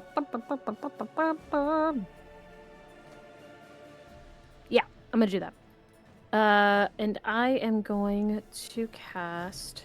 Where are you? Where are you? Where are you? Where are you? Oh, by the way, hi Raiders. Sweet, thank you for the raid. I appreciate it. I'm gonna cast Scorching Ray at 2nd level. Because also now's the time and make use of your fire because you're like underwater, but you're not underwater. So Hell yeah, yeah, exactly. I'm gonna cast Scorching Ray. I'm not gonna fire into the group yet. I'm gonna ping the one that's outside, the one that's further out. okay. Okay. To hit. Wait, but this Scorching Ray is not a concentration spell, is it? No, it's not. Entangle was. But Yeah, a Scorching you Ray don't have isn't. to You can drop- still cast it while leaving. Only if two Yeah. spells both say concentration can you not do both. If a spell doesn't say concentration, you can still cast it while a concentration spell is up. So you don't have to drop concentration on Entangle to be able to cast. Oh, I thought I had to. No. Nope. All right, then can we You put are. that back? Yeah, on I'll put it back. In that case, Yeah, it was does just that on give this. her advantage on the attack rolls too, since he's restrained? Or I thought so, because he's I think it does. Yeah, because he's entangled, so you Okay. get advantage on the attack. All right, so I'm gonna cast. If that was the case this entire time, I was just like, "Fuck! I could have done more damage." No, It's fine. Now you know. Now I know. So it's my Yeah, only super concentration spells cancel out other concentration spells. Regular 19. spells. Pew pew. 19 hits. Okay, that's for the first one. Okay, 2d6. You get like 4, right, with 2nd level? Oh, I guess it is No, 2nd it's just level, so straight- it's Yeah, you get 3 projectiles. 12 for the first one. Okay. Second one. I rolled a 17 plus 9, so 26. Absolutely. Okay. 9 points. Yep. Third one. Dirty 20. Hell yeah. 5 points. Okay. And then that's my action. Bonus action. Well, the action for Bernie. Can he shoot this guy? Maybe. Usually if you're doing a distance, like a ranged attack when they're that close, you typically get disadvantage, but it would be a straight roll because the guy reckless, so they would, like, cancel each other out. Okay. Nat 20. Hell yeah. Okay. So maximum dice and then roll as normal. Maximum dice. Because Then with roll as crits, normal? yeah, so like if it was to say it was a D8, then it'd be 8 points, and then you roll the D8 and add your roll the way we do crits. So all your crits feel like meaningful. Because normally it'd be like double the roll or roll 2 dice, but if you roll 2 ones, or if you're doubling a 1, you're like, well, that's fucking lame. So this is our way to avoid that. Cool. It's just that's the first time I hit a nat 20. Yeah, exciting. This character set. What is this? 6, 7, 8, 9, 10, 12 points of damage. Nice. Fire damage. That's it. Okay. Promise, you are up. Alright, same guy I was hitting before, because he's still right there. What a ding dong. What a I guess if he moved away, I would hit him anyway. So. Yeah. 21 for the first hit. Absolutely. Like 2 hit, obviously. Yeah, That'd be cool if I did 21 damage, but 12 damage though. Okay. Looking real bad. 17 for the second hit, Yeah, hits. and 8 damage. Okay.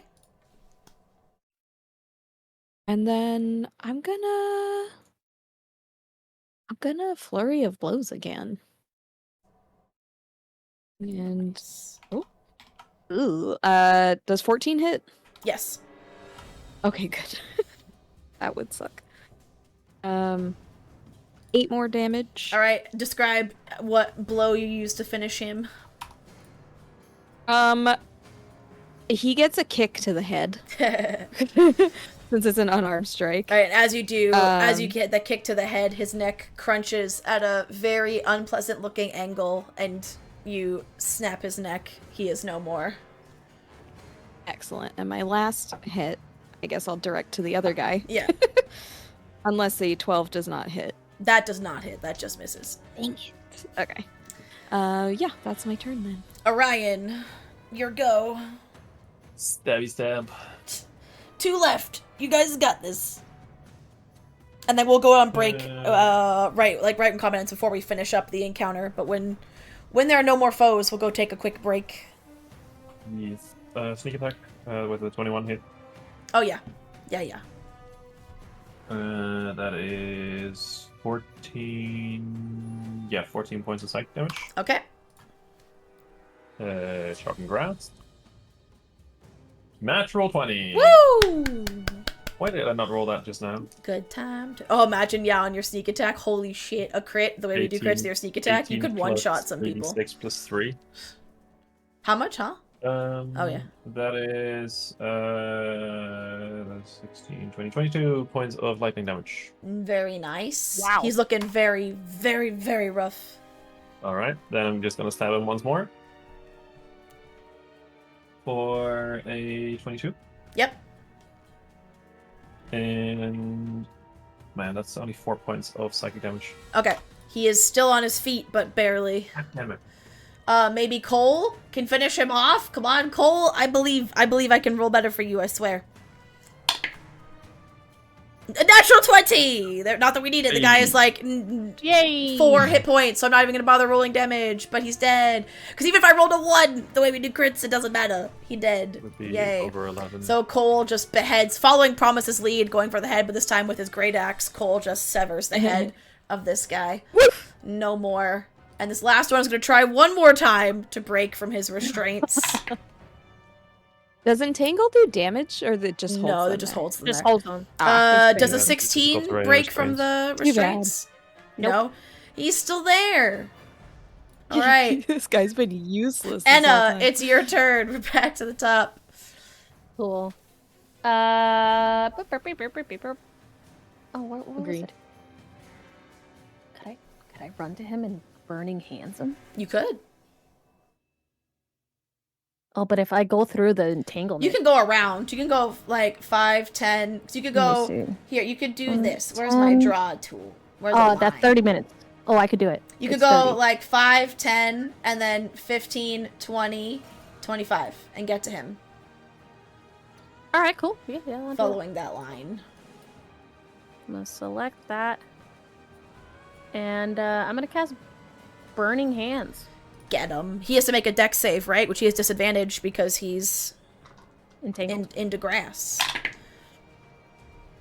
And it's a DC 17.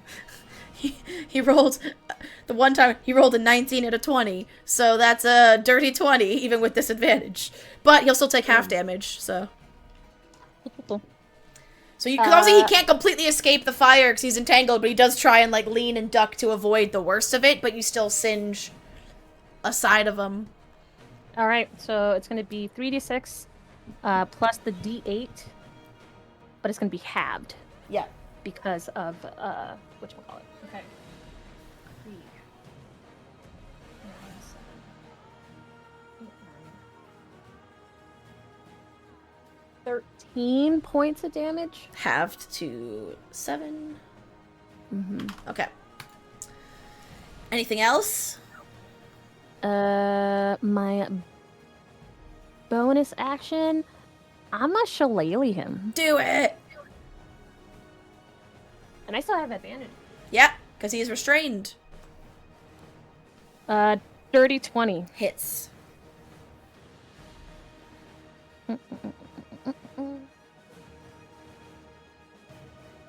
9 points. Okay, he is looking real bad as well. Promise, you are up. Would you like tell us? I'm sure you can finish him this turn, but how are you gonna do it? If it hits, it will be with my longbow, because I don't want to run over there. Oh, nice. Okay, Aw. go for it. I was hoping for a flying kick to the head. 18 hits, right? Oh, absolutely. Yeah, so Promise is not enjoying watching the parents go down. She's still not sure 100% that, like, this is gonna have any kind of real consequences, but, you know, it's not fun to watch helpless people get fucked up for no reason. So she's real pissed, and she's, like, not doing so hot health-wise herself, so she's kind of out of breath and watching everything go on around her, and she looks up, has to, like, flip her hair out of her face, and sees him still up, and she's like, oh my god, and so she takes out her longbow and shoots at him, like, really? And, yeah, it goes square in his head. Because what's the minimum damage you can do? Minimum would be 3. Okay, roll just in case, but I'm sure you'll be Okay. fine. I'm sure you'll 3 do it. plus... Okay, you're fine. Actually, 4 would be 4, yeah. Okay, then yeah, you're Would be good. the Yeah, minimum. you finish him off with Okay. the longbow right through the noggin. All right, that is all the assailants dealt with. You can turn your attention back to the parents, but before you do, we will take a quick break. Yeah. And the music ended right at that. Look at that. It was perfect timing. It's Nice. beautiful. All right. Anyone watching, thanks for hanging with us. We're going to take a 5 to 10 minute break now. We'll be back and continue, apparently, a trip through memory lane while also exploring an underwater dungeon.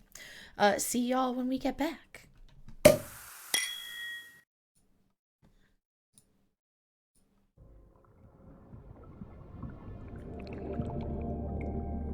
Okay, I think we're ready to start again. Let's check on the players. We all good, everybody? Excellent. Let me turn the music down a little bit. And we'll get back to it. Okay. So, oh, I'm not full screened. Haha, cams. There we go.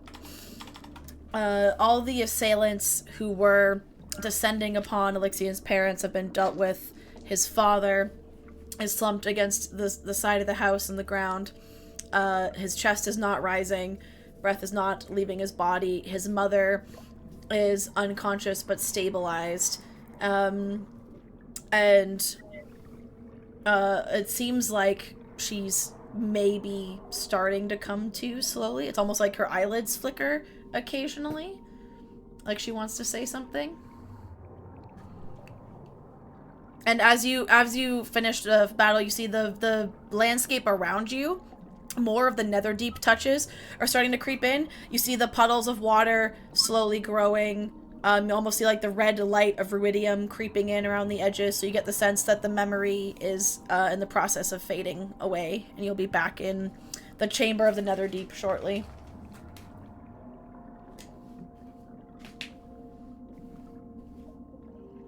I'm gonna lay on hands to the mom again. Okay. Just another 5. That puts her back to full. So she, as you do, she wakes up, like takes a big gasping inhale, and looks at you, Promise, and goes, like, oh, Alex, thank you. You really should have stayed inside. Which also you realize now they see all of you as Alyxian, because she called Enna Alyxian before. So clearly some Sun weird just has hijinks happening. Yeah, so that's what she says to you. And she looks over at her husband. Why did I choose to eat something, right? As I said in the middle of talking. I don't know why I did that. I was just hungry. It to yourself. Insert Brennan Lee Mulligan food rant here. Yeah. And she looks over at him and just like really gently kind of wipes some of the blood from his face as like her eyes just get misty. How much time has passed? Like a few seconds. Oh, since he died, there was 2 rounds, so 12 seconds. Does Kay have Revivify? I have cauterizing flames. Oh. That sounds What's scary. weird is she doesn't seem to be like she's not hysterical. She's not like, oh my god. Like she's obviously emotional and affected by it, but you'd almost think weirdly calm. seeing that she's looking at her freshly murdered I husband? do have Revivify, by the way. Oh. I mean, he is possibly not real, so. So you That's have about a minute, you would guess at max, before this vision fades. The way Well, you things color are it creeping in him. flame. I have no idea what to even ask or say. Yeah. Who's smarter than me? Because Anna doesn't understand magic, right? Or Arcana, right? She has a +0 on Arcana. But You understand nature-based magic, and everything about this place is very against nature. This is like a magic that has been born from negativity. Everything about the Netherdeep. And it's magic that seems very... This is a whole place, like, keyed into one person's emotions, which is very odd. To see if this is real, like, is this real or not? Is that insight or perception or Arcana? It would be insight, I'd say. But as you're asking yourself that question, and this memory is fading at the edges, you see more of the Netherdeep creeping in. You all hear Alyxian's voice again in your head as he says, "What I understood from a young age was this. Because of me, they would always suffer." And after that, the edges of the memory completely fade, and the Netherdeep creeps back in, and you are back in the chamber, and it now, again, is just a familiar, sunken, submerged chamber. There does not seem to be any other life for now, or creatures. Whoa! All the tokens just jumped somewhere fucking miles away. Where the fuck? Why are y'all up there? You're not supposed to be there yet. Sorry. We found a shortcut. That was wild. It just teleported you fucking miles away. I was like, hello? Huh? So yeah, you're all back in here now. Yeah. I'm glad that I didn't do it, because, like, it's not real. Especially if she sees us as Alyxian, like, all of us as Alyxian, yeah. Seems I'm gonna lay on hands myself. And also cure wounds myself. I'm only 16 points down. I started off with 43 of 77, so I was already pretty rough when we started fighting. As you look around this chamber a little more, again, it's very dark. The only light is the light from the red veins of ruidium that, like, creep in around the walls and the floor.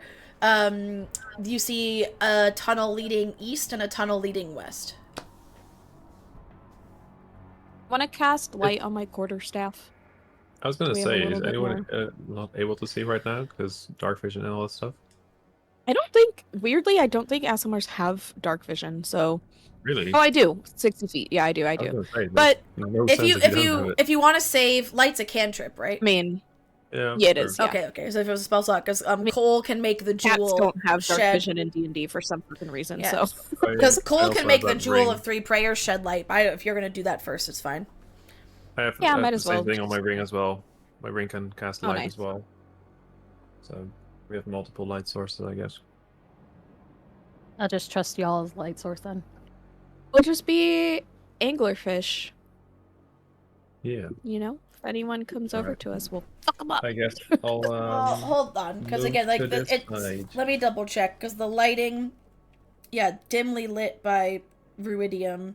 Also, you notice as you do your light spell, it seems like it's not as effective as it normally is. It's only giving off bright light in a 10-foot radius and dim light for an additional 10 feet. And you know normally it goes farther. Yeah. Well, better than nothing. Yeah. So basically, like, all the squares immediately around you, because they're 10 feet. So, like, if Promise was in the middle of this chamber, so this whole chamber, I'd be like, like, if she's in the middle of this square right here, these 4 squares that she's in the middle of would be brightly lit, and then a ring around that would be dimly lit. So this whole chamber is lit up because it's small from that. Well, left or right? I mean, I guess we can go right or we can go left. I guess it doesn't really matter right now. Like we don't really know what's in any direction, right? I've heard somewhere always left. Sure, we can go left. Okay. I'll have to the left. Slide to the left. Slide. What is it in mazes where you like keep your hand on the left the entire time? I mean, either works, Oh, right? yeah. Like you keep a wall to your left, I Yeah. think. Yeah. So, I mean, you can go either keep a wall on your left or keep a wall on your right. Either way, you're As gonna long as end you up keep in... it on the same side the whole time, Yeah. yeah. Exactly. We could just try and use that mentality of just keeping the wall on our left. Okay. So if you head over that way, again, put your tokens, maybe I'm assuming you're just following this kind of order, heading in there. Oh, I realized I technically didn't... There's a little bit missing. There we go. You can see the tunnel now. There we go. The water in this chamber feels as slick as oil. A shiver moves down your spine as halos of pale red light surround you and your companions. You all sink to the bottom of the chamber and land softly as your feet touch the floor. Suddenly, you are no longer underwater, but standing on the edge of a small village surrounded by hills. A melee has broken out about 100 yards away in the middle of the village.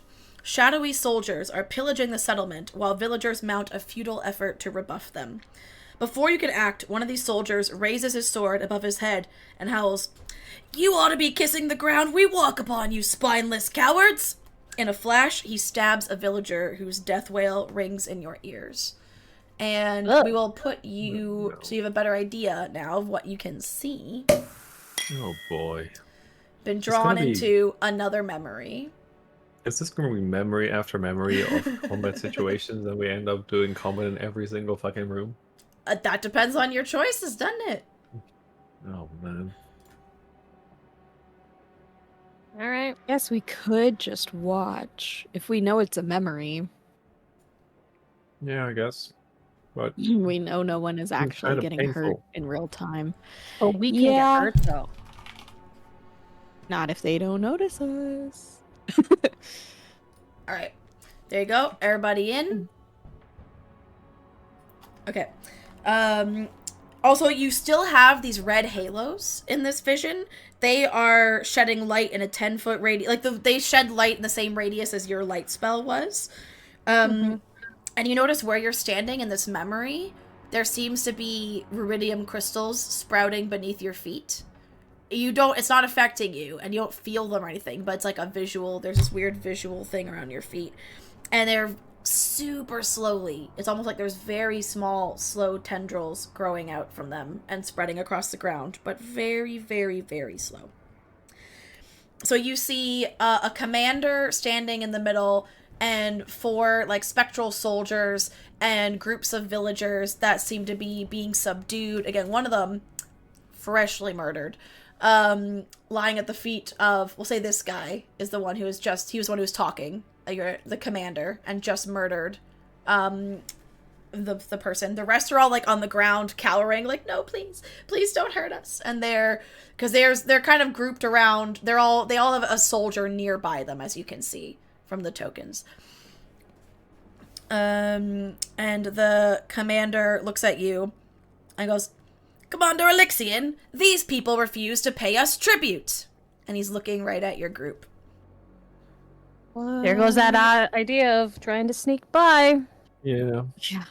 I will kind of whisper so that to make sure that the commander dude doesn't hear me, and ask Alyxian, sir, what's this memory about?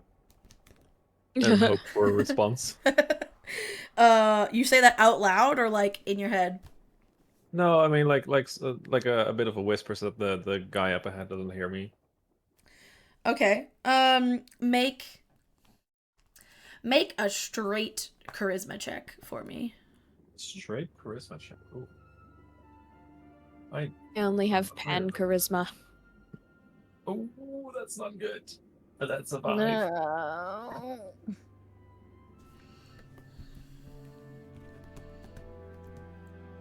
I got a 5. 5, you hear nothing. Damn it. Was worth a try. Anyone else trying anything?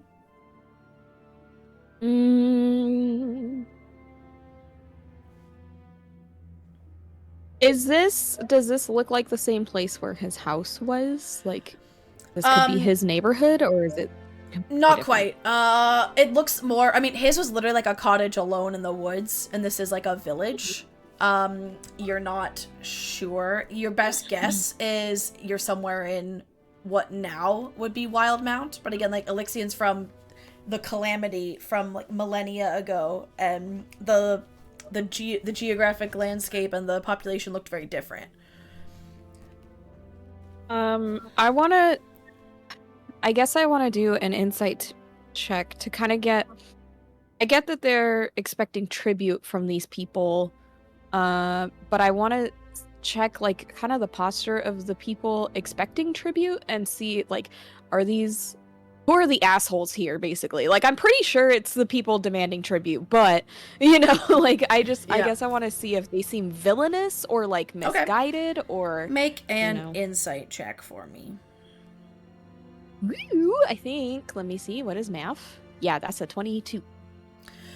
You notice everyone, both the soldiers and the villagers are cowering, and they like occasionally look at the soldier who's immediately threatening them, but really everyone's concern, everyone's eyes seem to be on the commander in the middle, and you realize even the soldiers' eyes are, so you get the sense the soldiers maybe not thrilled about what they're being asked to do, or they are obeying out of fear. They don't seem to have the pleasure. The only one who looks like pleased, and the one you saw just murder the civilian, was the commander standing in the middle. It's this token, the token that looks different from the others. Yeah. What did he call us again? He called you Commander Alyxian. He called us Alyxian. Yeah, I would like Commander Alyxian. Yeah, Commander Alyxian is what he called you. Right. I'll call out to the commander dude and say, stand down, Commander. These people have suffered enough already. Make a persuasion or performance check, your choice. Ooh. Persuasion or... The book only says to use persuasion, but to me, you're also performing, so you're like pretending to be Alyxian, like you're putting on a character, so I think performance is perfectly valid. Both are +5. Yeah, they're the same skill, base skill anyway. Yeah. 15. 15. You see some of the soldiers start to like lower their weapons, but the commander goes, "Are you kidding? With moorbounders and god monsters and enemy soldiers everywhere, these people are ripe for the picking. Without us, they would be absolutely slaughtered. I think this is the least they can do to repay us the kindness of protecting their village." They just paid with their lives. Is that not enough?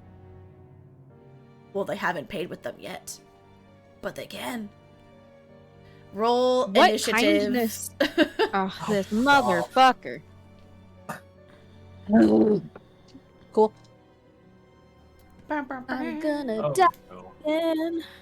Combat tracker. What? Are you serious? I just rolled a 2 and a 1 for me and Fred. Alright, tell me what all your initiatives are, and then I'll put all these guys in. 21. 21, ooh la la. Nice. Damn. 15 for promise. Okay. That is a 5 for Fred and a 4 for me. Okay. Cole also rolled a 4, so that is unfortunate. What did Maggie roll? Because I realized I didn't put Maggie in the first Well, memory. It's fine, like no one said anything. Nick said last night or Thursday in Critical Role. You know, he's like, in order to heal people, they gotta be hurt. So I rolled a 6. Yeah, right. Maggie rolled a 19. Look at that. Look at her go. Okay. I need to add these guys. Right. That's what I need to do. +2. Oh, Jesus. I didn't realize how many people there were here. All the ones without a picture are just civilians. Like, they're not soldiers. Okay. Yeah, but like, I only saw the 3 on the left because my character sheet was covering the rest. Oh, And I just scrolled to the right and I saw all of a sudden everyone you're else. like, oh god, oh Yeah. shit. Okay. How long has it been since Yeah. How long has combat from last, like from From the previous last room? chamber? I mean, if you didn't do any dallying around, you didn't do much investigating. You didn't say so. It's probably been like 2 minutes. Oh, okay, All that's right. more than Then I still have Bernie with me. Oh yeah, I'll Then put him I on don't here. have, what's it called? Thingy. Play Yes, song. Jeez, indeed. my head is not working anymore. Oh. Give me a minute. I just have to add everybody to this thing here.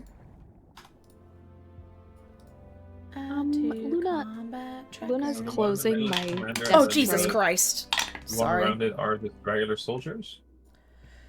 So, and you notice now, the more you look at them, these look the same as the ghosts that, like, in terms of their appearance and their spectral qualities, they look the same as the ghosts that helped you in Kael Morrow. Not they're the same people, but, like, they are the same type of being. This, like, spectral warrior, and there was a commander and warriors in Kael Morrow as well, and these seem to have a similar organizational structure. Because they're all looking to the one commander. Yep, maybe if we focus the asshole commander, we can sway the others to be chill. Alright, the So last be one I gotta cool. add here. Wait, Luna. How, Luna, your claws are so sharp. Luna, don't do that. She's making biscuits, but And just You a said it reminder, before. because a lot of people forget also, and you can do just because we're in initiative order, doesn't also mean it's like, it has to be all fight. If something's happened, I now need to track things in a sequential order. Like, you can take actions that aren't, like, attacks and stuff if you'd like. You can do whatever you want. It just, we now need to be in a place where I track what's happening.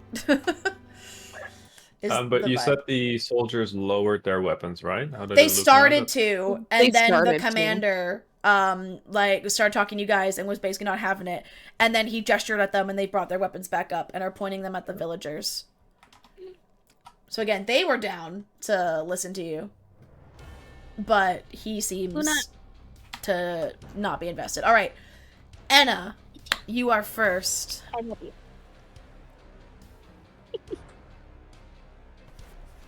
So the other soldiers are lowering their weapon. They were lowering, they've been raised back up now, but I'm just gonna grab something real quick. That'll help. they could be swayable, potentially. Yeah. I'm not a talker.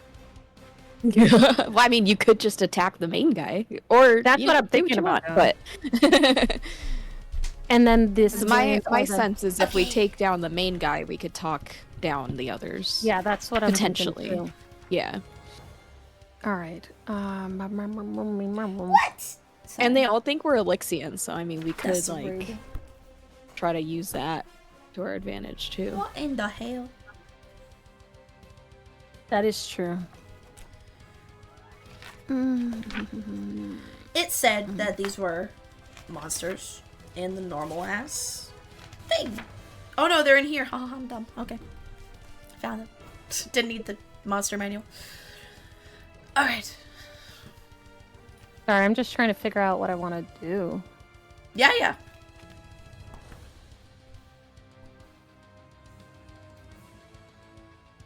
You know, I'm gonna use a cantrip of produce flame, and I'm gonna hurl it at him, at the main guy. Okay. Is Yeah, that I an can- attack roll or does he make a save?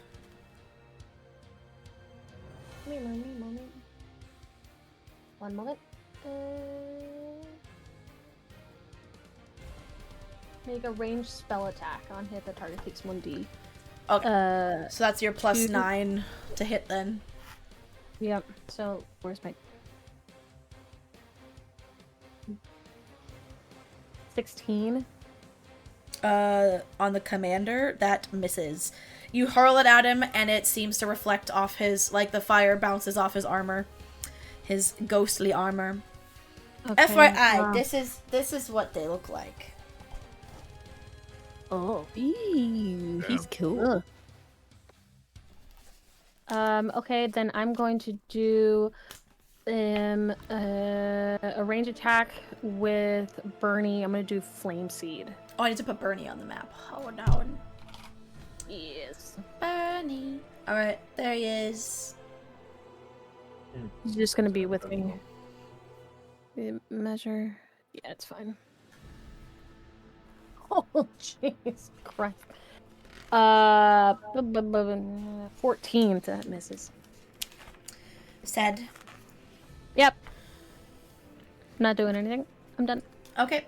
Next is a Maggie. Let's see. She's used her once a day rally, which be unfortunate. But that's okay. Oh, she only has that once a day? That's unfortunate.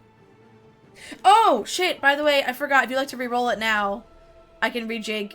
Maybe not Enna, due to hide. Anyone else, if you want to re-roll you get advantage on initiative because Maggie is here.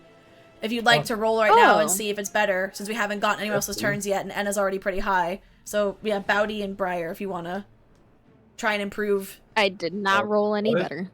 But 15's not bad. 10 for me. That moves you up. And that is a 15 for Fred. There you go.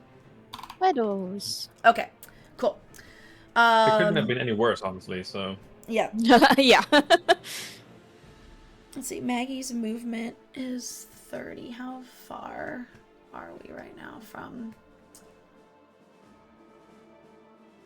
She can... Oh, that's not... She can get to this guy. Okay. She's gonna go to this ghost and start wailing on him. Hopefully, I say. A ghost wailing. Yeah, haha. Okay. A natural 20! And, 22. So those hit. So, first, we'll do the natural 20, which for her is 24, and then she rolls. Time to be a badass. Points? She does 2d12 plus 5. Jesus. So, 24 plus another 12. 36 plus 5 is 41. Plus 5, 46 points of damage on her first attack. On this bitch. She kills him. Her first attack kills. So Maggie just does like the biggest swipe through this spectral ghost, and it just cleaves him in half, and his form completely dissipates. Oh wait, hold on. Nice. Are they resistant to shit? They probably are, because they're things. Non-magical. Yeah, okay, never mind. So 46 halved to, still a lot, to 23. Oh, right, because it's her armor that's ruined. Her armor's iridium, not her axe. Yeah, she doesn't have a iridium weapon. But that was her first attack, and then she gets to roll the next one. Another 12 on the d12. Let's go. On one of the d12s. So that's 16 plus 5 is 21. Half to 10. Another 10 points of damage to this bitch. Already looking pretty bad. Cool. Alright. That is her turn. Now it is the commander's turn. Let's see. Oh boy. Oh boy. He can do lots of things.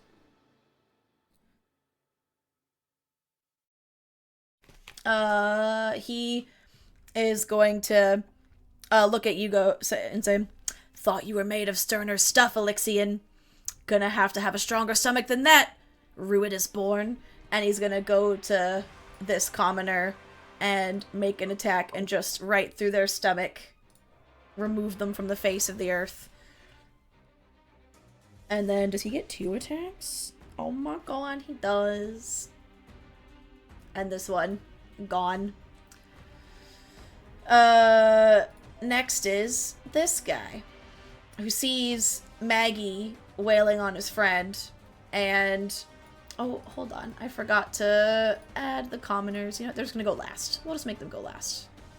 Easy. And they'll all go at the same time. Easy enough. Okay. Gonna come over to try and help his friend. And they only have 1 attack.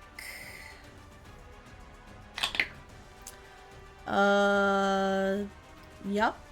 That hits. And they have D10s. Ooh. Okay.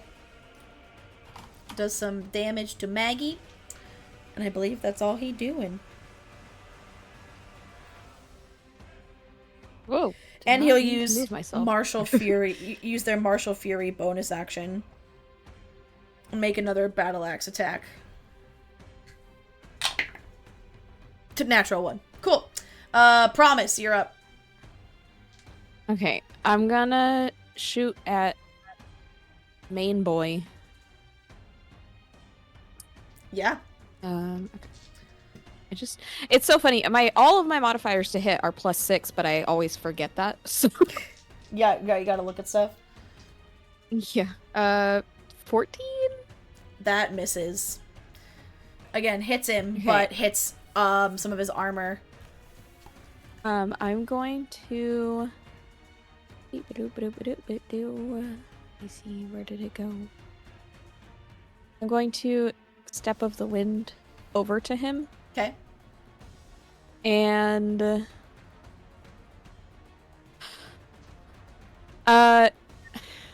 can I don't know how this works exactly. Can I like attempt to knock him to his feet by like sweeping his leg with my quarterstaff?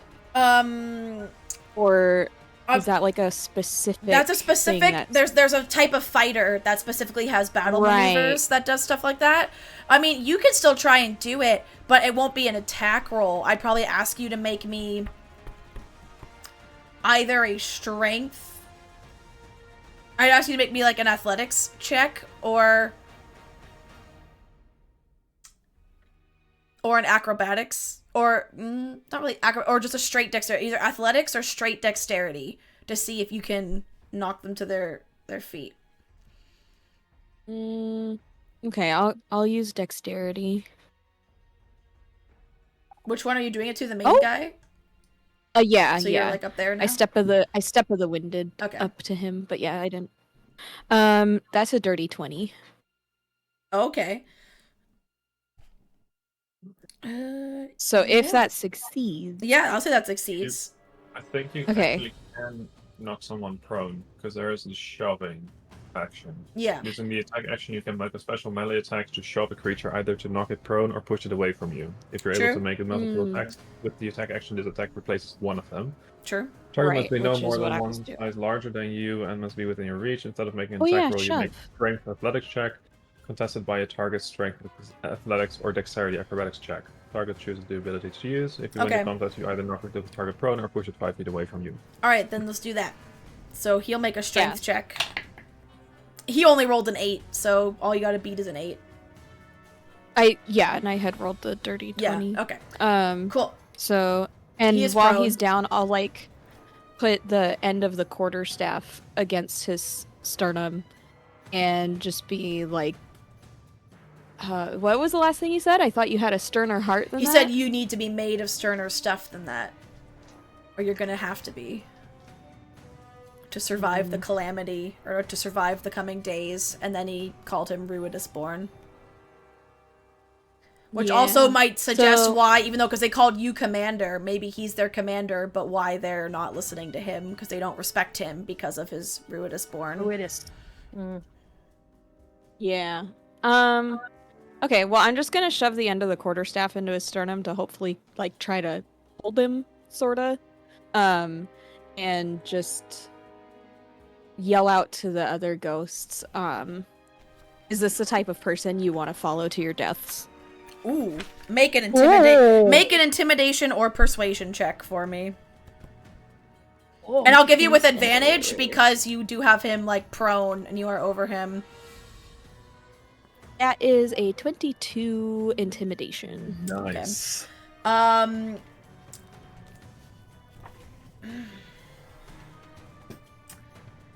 We'll say this one,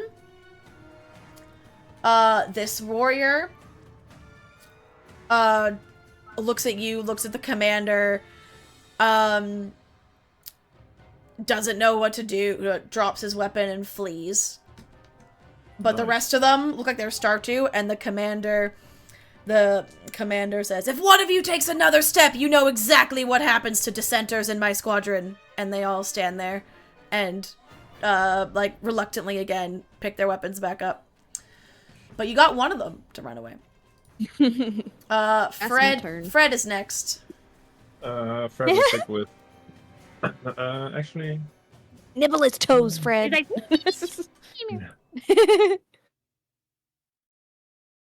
Fred will jump over to Anna. Okay. Oh. Next it is Just imagine a little flea jumping in between all of us. next it is one of the warriors, the warrior who was nearly decimated by Maggie. So of course he's gonna try and get some revenge. That is a 18, which just hits Maggie.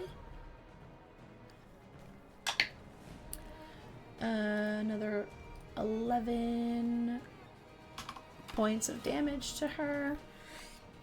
And it will also use Martial Fury. I rolled natural one. Both of them have rolled nat 1, trying to use their Martial Fury ability. Great. Orion, you're up. Alright. I am going to bonus action dash. So I can get to the other side over here. Oh, wow. Ooh. And I will stab the bitch. Go for it. That is a 19 to hit. That hits. That's the sneak attack. How weird must this look to all of the ghosts and the commoners? Just 4 Well, Alyxians. Yeah. 15 points of psychic damage. 15 points, you say? Yes. Okay. And then I will shock and grasp again.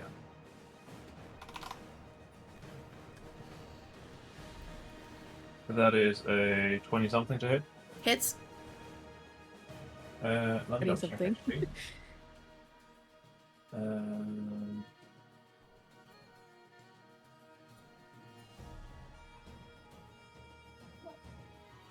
Right, okay, let me know. Oh, that is 8 points of lightning damage. Nice. Do I get a reaction to shout out something? Sure. But you're Alright. using your reaction.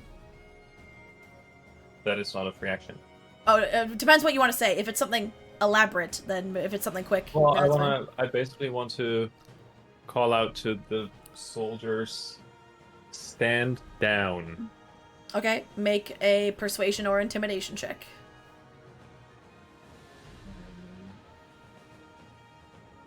We're just murdering your commander. Don't mind us. That will be a persuasion.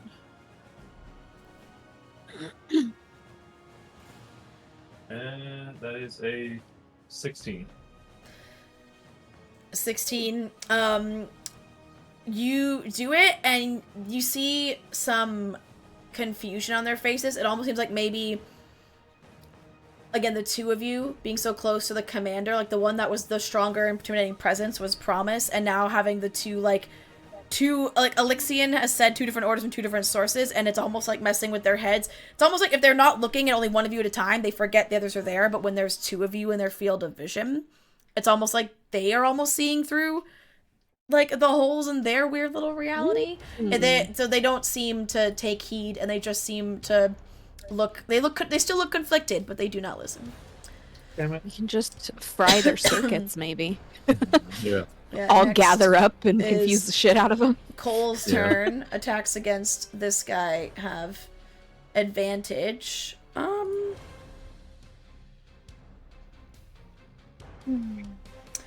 I'm so... But again, it's using a limited feature. And I don't want to use it up. But it would be pretty good here.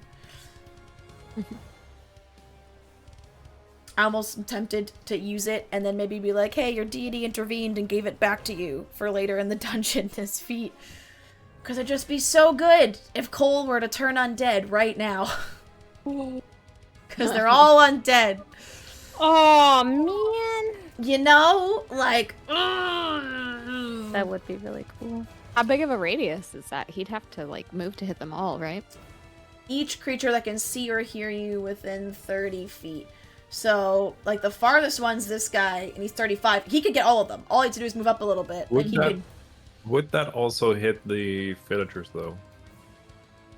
Ooh. Because The in that what? case, I They're don't not think Cole would do it. Interesting.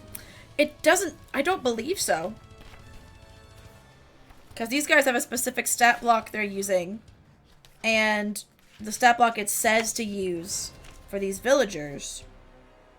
It doesn't say to amend it and make it undead. It's use the normal stat block. I don't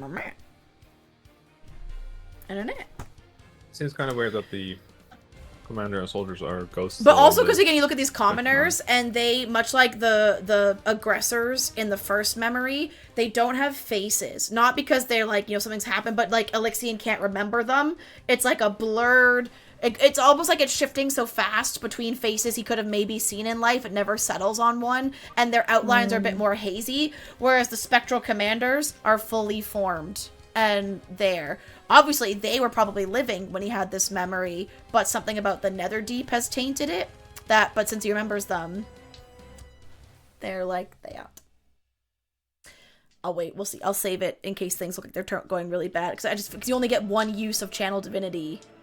And I don't want to burn it if Cole wants to save it for something else later. So he's just going to go ahead and attack this guy. Actually, could he get around Maggie if he was here? 5, 10, 15, 20, 25. No, he can't get to that one. He'll have to go here. Okay. And he has advantage because they use their martial fury. I rolled an 18 and a 19. Come on, higher numbers. Oh, but we rolled above a 5 this time. Rolled a 6 on his damage dice. It's +4, yeah. So it does 10, half to 5. Oh wait, his battle axe, is it magical? Dude, +1 weapons are still magical weapons, right? Because they've been enchanted to have the +1. So it would count as a magical weapon for the purpose of overcoming resistance. I'm pretty sure, yeah. It does now! Alright. Next it is this one's turn. He is going to very reluctantly, and as one is they're starting to get up because the ward's starting to be distracted, so the commoners are starting to like scrabble to their feet and try and run away. Some are like crawling away. He is gonna skewer one of them while they are crawling away. What a bitch. But look upset while doing it. He at least has a dignity to look upset while doing it. And now the commoners, what's their movement speed? They're all gonna go at once. 30 feet, yeah. They are all gonna go. This one has an attack of opportunity. Because he has his... It doesn't say, in a monster stat block, if it doesn't say they have the reaction, attack opportunity, do they get it? Or is that an inherent reaction that, like, all enemies have? Like, all players have? Inherent. Oh, yeah. Yeah, okay. So, he'll use his reaction and get this one. But this commoner will crawl inside a house for shelter. We'll put them up there. This one crawls inside here. This one crawls in here. They're too distracted with Maggie. I'm gonna say they don't get the attack opportunity. Okay. Back to the top of the round. Anna, you're up. Okay, I can't shoot at the guy because Promise is in the way. You'd also have a disadvantage because of prone. Yeah, he's lying down Oh, on the yeah, ground, there's that too. so it'd be a little rough. That'd be a little rough. Okay, I'm gonna produce flame and attack this guy, the one in front of Cole and in front of Enna. Or not Enna, excuse me. Maggie.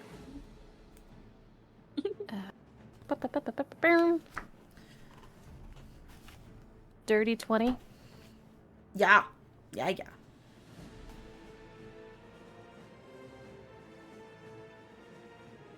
And then I'm gonna roll the d8. 18 points of fire damage. On which one? Again? Hold on, let me pick him. That one? Yeah. I don't know. So how many points did you say? 18. 18. Got you. And it is fire. Yep. And then I am going to send Bernie in. What's the distance here? 35. He could only move 30 feet. And if there are about 20 minutes left in session, so we'll basically just get to the end of a round, and at the top of a round, if we haven't finished, we'll leave it there and pick it up next session from the top of that combat.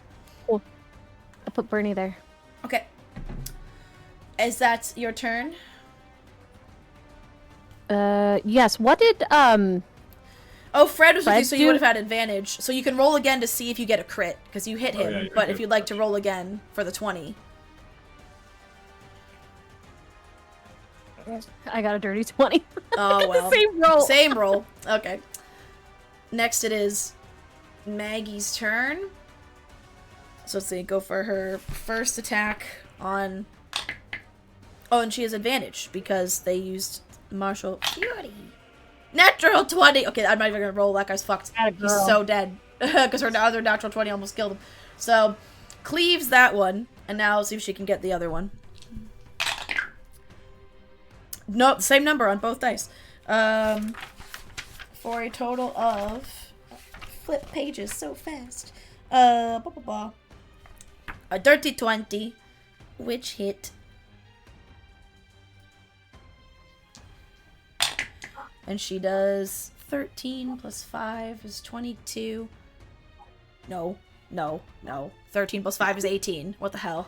I mean, I'll take it. Math. I was like, 13 plus 5 is 18. Half to 9. Alright, this one looking real bad.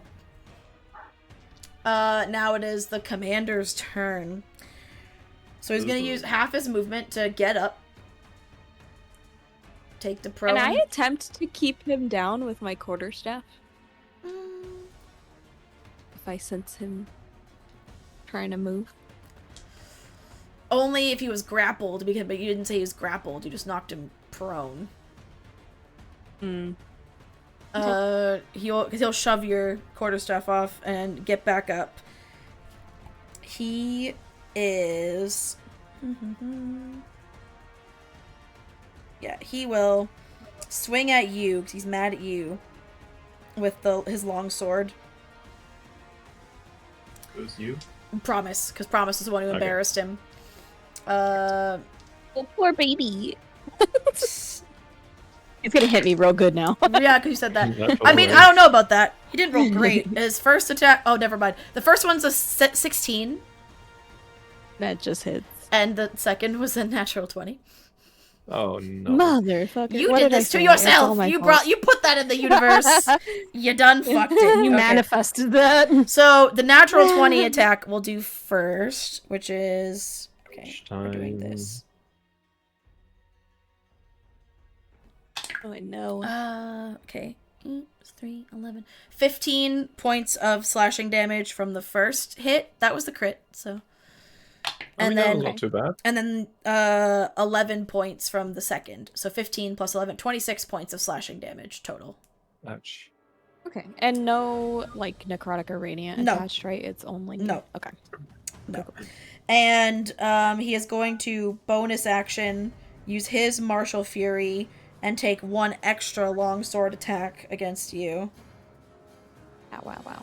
It's like he hates me or something. He rolled a 14 this time. Just missed. Perfect. Nice. Because he used Martial Fury, you have attack rolls against him have advantage until the start of his next turn. I mean, we're flanking anyway, but sure. Yeah. Next, it is the warrior left near Maggie. Again, not much else for them to do. Try and make a swing against her. 13 plus 6. That hits. Luna's chirping at something in the window. Cute. 3 plus 4, 7 points of slashing on Miss Maggie. And it will also use Martial Fury and do it again because it's very cornered. Not missed that time. Okay, Promise, you're up. I'm gonna smack the commander dude. Sorry. In front of me. Yep. Ugh, not great rolls. Does a 15 hit? No. Ugh. Did you roll with advantage? Second attack. Did you roll with advantage? Yeah. Okay. Okay, second attack is a 19 on the die. That hits. Oh, I don't have my radiant stuff anymore. That's 8 damage with that one. Cool. And then I'm gonna do Oh wait, another what type of damage? bludgeoning. From a magical source or not? From my what's it called? Just my quarterstaff. And it's okay, so it's non-magical then. Yeah. Okay. No. Aren't all your monk attacks magical at this point? Her regular unarmed My unarmed strikes, but attacks she's are. using a staff. Right. What's math? Okay, first flurry of blows. 18 on the die. And these, so since these are unarmed, then They would be he considered not have magical. resistance? Yeah. Okay. So the first one's only 3 damage, unfortunately. Oh, another 18 on the die. Hits. And 6 damage. Okay. And let me just double check. Okay, yeah, I can't do extract aspects because.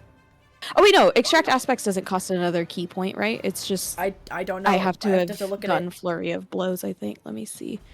Let me double check. I'm not as familiar with that subclass. Haven't played it. Where is it? Extract aspects. Starting at when you hit a creature with one of your attacks granted by flurry of blows. Yeah. Okay. So I don't need to do another key point. Okay. So yeah, I'll extract aspects then. He is resistant to necrotic damage and bludgeoning, piercing, and slashing from non-magical attacks. He is immune to poison. And he cannot be exhausted, frightened, poisoned, or unconscious. He can be Wow. killed. He just can't be like unconscious and then brought Right, back up. right. Yeah. So I'll just sum it up as like magical or radiant damage is the best bet. He has And no doesn't give a shit about poison. vulnerabilities, so he's not vulnerable to radiant. Well, right, but like Yeah. he's not resistant. He is Yeah. resistant to other stuff. Yeah, though, yeah. So. And that is my turn. Is Fred staying with Anna? Oh, and Sure, now if he yeah. misses me, I can punch him. Okay. Orion, you're up. All right. I mean, I'm just gonna stab. I'm a simple guy. Oh, that was almost a 20. That is a 26. Hits. Sneak attack. That's 13 points of psychic damage. Okie dokie. Shopping graph. Ooh, that's a 15 to hit. Misses. He Yeah. bobs and weaves out of your grasp. Okay, then third attack. That 17. Misses. 17 misses? Yep. Damn. Oh shit. Okay. That's my turn. Alright, next is Cole. Let's see if Cole can finish off this. Or get there. Yes. Hits. Oh, I rolled a 1 on the damage dice again! I'm not allowed. I'm just not allowed to roll for Cole ever again. This thing is so weak. It's so weak. It is this one's turn. The Sword Wraith Warrior is gonna come for Orion with his battle axe. That is, Jesus Christ, that dice almost was so many numbers and just kept moving. 13, so that misses. He will use Martial Fury to try again and miss again. Nice. Great. Top of the round, and Sorry, I was muted. I have the All hiccups good. really bad. I hate that. That's why I'm muted. I'm gonna do produce flame because knowing that these are just dream. Oh gosh. Knowing that these are not real, like these are just visions or dreams or Real enough to memories. hurt, but not real. Yeah. Yeah, I'm just gonna use produce flame at that guy. All right. Kitty. Is Fred still with me? Yes. So you have advantage. The comforting presence of an animal that you know and love makes you aim more true. That's how he's helping. That hits. 20. Oh my god, I'm so Are sorry. you hitting that one sword wraith left near Cole and Maggie, or the commander? The one by Cole and Maggie. Got you.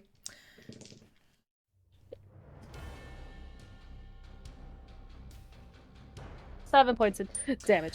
All right, the flame goes right towards that red glowing heart that is in these like blue ghosts, and it seems to start spreading across his light and burning him from the inside out, and his form dissipates. He is gone. Cool. And then for Bernie, can he shoot this guy? Can he? 35. No, you can't. Oh, can he though? 60 feet. Oh, but I would have to shoot through. Promise. You could shoot the other ghost, like not the commander, but the ghost next to Orion. Oh yeah, that's right. You can also move so that you don't have to do Yeah, that. you can move and angle yourself in a way that, or move Bernie. Like if Bernie moved like here, then he has a straight line that isn't going through Promise. Yeah. Sure. I don't want him by the. Yeah, that's right. Oh my god, I'm so sorry. All right. I'm gonna shoot the one that's next to Cole. Yeah. Okay. Or next to Orion, yeah. Yeah. Sorry. In that case, put him back like wherever he was. 18. That hits. 1d6. 5 points of damage. Okie dokie. Alright, let's see. Maggie's turn. Maggie is going to, if she goes over here, how far is this? Oh my gosh. Maggie is huge. Yeah, she is, she's a big girl. That's 35 feet. What's the deal with her hammers here?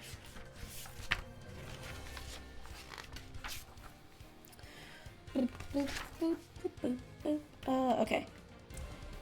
Hammer toss. The numbers in the slash, if they're in the seconds, like when it's like 20/60, that means you can do it within 60, but it's disadvantage because that farther range, it's like less accurate. So like if she was throwing something that's within 20, it says 20/60, straight roll. But if it's within 60, disadvantage. That's how I think that works. I feel like I always think of it as a range. Yeah, like from 20 to 60 feet is normal. So, anything less or more than 20 or 60 is... Oh, so it has to be within 20 to 60? Is that how that works? That's how I have always taken it. Yeah. But it is weird that they use a slash instead of a dash. I'm gonna look. That's why I don't think... Hold on. Weapon, attack, range, D&D, 5e. But it also seems that like a throw attack, if it has to be within 20 feet, that seems also very short range for a throw attack. Oh, because it's just a little hand, like, hammer. It's not like a super long weapon. Yeah. Thrown. If the weapon is a melee weapon, okay, I need to know thing.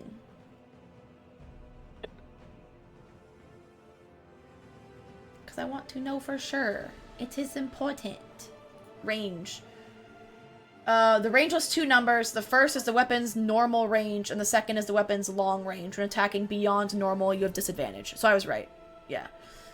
You can't attack beyond the long range. Second number then? Because you can't attack beyond that number at all. If it's beyond that, even with you can't even with disadvantage. Like it's just too far, but beyond the scope of reason. Okay. She's still gonna try. So, because she wants to stay close to. She's gonna like peek her head into the window to the commoner in there and be like, "It's gonna be okay. We'll protect you." And then she's gonna throw 2 hammers at the commander. She does have disadvantage, but she gonna do it. That's not great. The first one is a 12. The second, same number on both dice. Doesn't hit though. 16. So she does miss, but she tried to console the commoners. They're safe. All right. Mr. Commander Big is next. scary lady. He sees now that he only has one soldier left, and Alyxian apparently is moving very fast. He's all over the place now. Alyxian is very strong, so he is going to use... Almost like he's made of sterner stuff. Funny.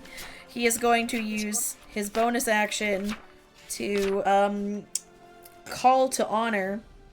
He is going to... So he has advantage on attack rolls until the end of his next turn. But this is an action, so he can't attack.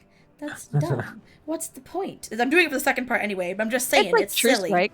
It's silly. All right. He is going to let out a battle cry and say some names of those long dead. And as he does, he calls forth 4 more sword warriors. This motherfucker.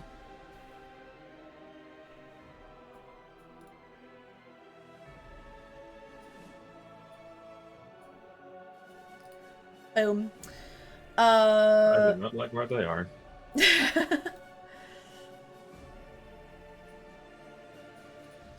There we go. And that was his bonus action. Oh no, that was his action. Instead of doing anything else. Cool. And then bonus action. Oh, this is why, because that's why he now gets advantage, and he can still do a bonus action. He's gonna do a bonus action attack on Promise to do a longsword attack. He rolled shit with that advantage. He rolled a 12 with advantage. And he missed me. That means I get to smack him. Yeah.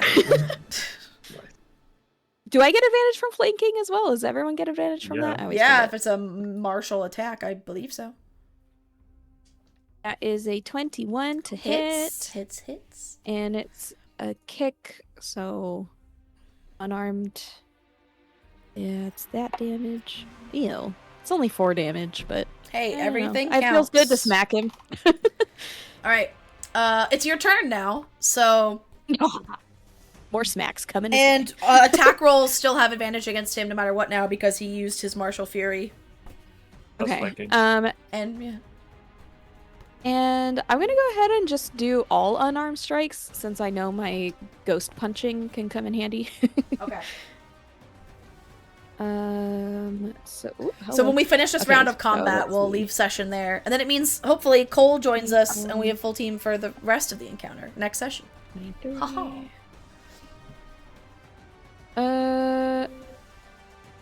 Does a 15 also hit him or no? No, because 17 missed, right? No. Okay, so. Okay, so 3 of my 4 attacks hit.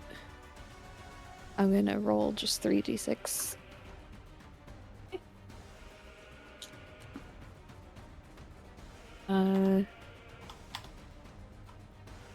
What is math? Right. That is 16 total damage. Lovely. And that will be it. Okay. For my turn. Next, Fred is still with Enna. Fred's not jumping ship. Nope. Okay. He's where he is. Next is this guy. So. Ooh. Can I? Oh no, melee weapon attack. Never mind. Okay. I was gonna try to stunning strike him, but I cannot on this turn. So this is... How long? What's the range? Oh, Jesus Christ. See, for example, longbow attacks, the range 150, 600. I can't even use a longbow because everyone's too close. Because below 150, it's like, what are you doing? It's a longbow for a reason. So they can only use their battle axes. I mean, they can move away and then shoot, I guess. Yeah.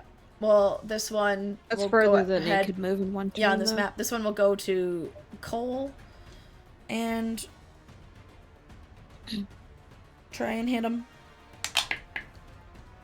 Oh. Yeah, natural 19. So that'll hit. And then there's Martial Fury. No, though that one doesn't hit. Just the one. Why would anyone ever use a longbow then? When are you ever? Because sometimes there's 150 long feet range from encounters. enemies? Sometimes you have like full 150 scale. feet, though? That's a Like, maps are long like- range.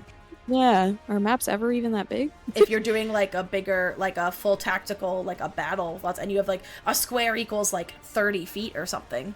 Yeah, I guess. Jeez.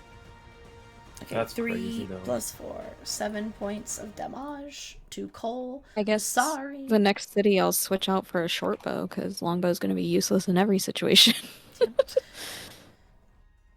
Okay. Next, which one's number 5? This one. Go up to Orion and try and hit you. That is a 16. Shield. And then he'll Martial Fury and try and do it again. Worse. Your turn, Orion. Okay. How is the commander looking? Bloodied for sure. Bloodied for sure. Yeah. Hmm.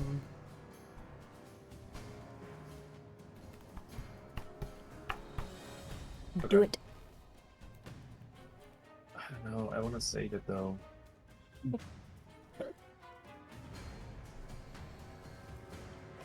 Bloodied for sure. I'm just gonna stab him.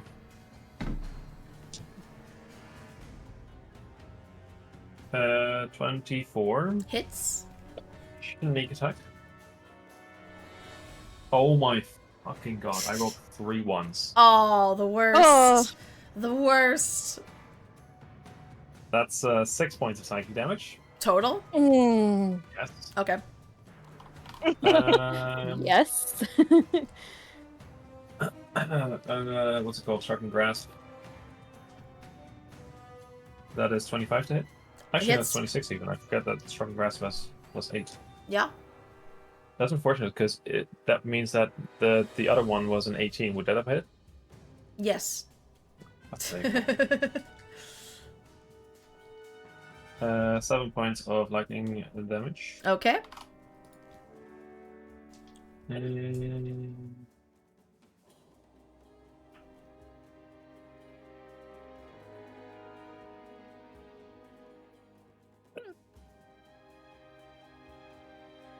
Let me double check something real quick.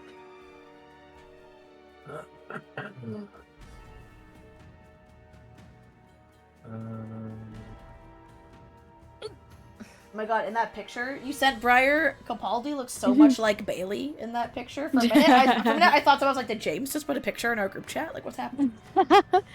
He just snuck in to put that I got picture so in there. confused. I'm just gonna stab him again. Okay.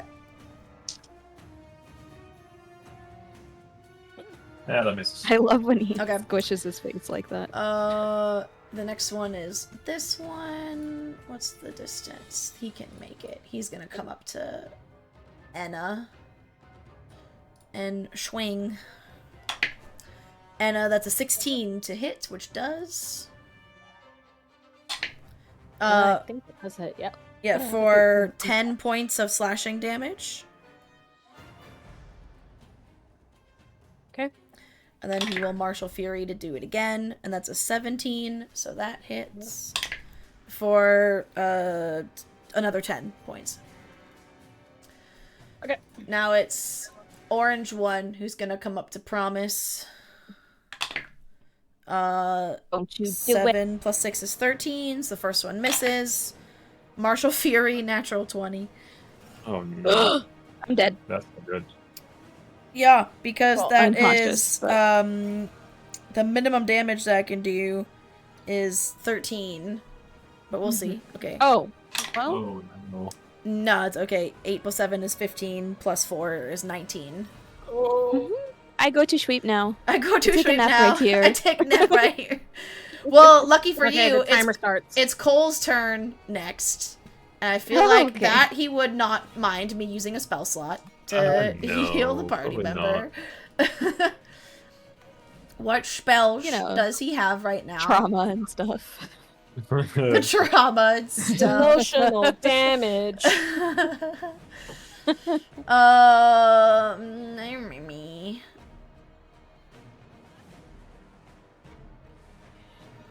Okay, yeah, heal. Do I do a second level Cure Wounds though, or just do a first? Because things. using his spell slots.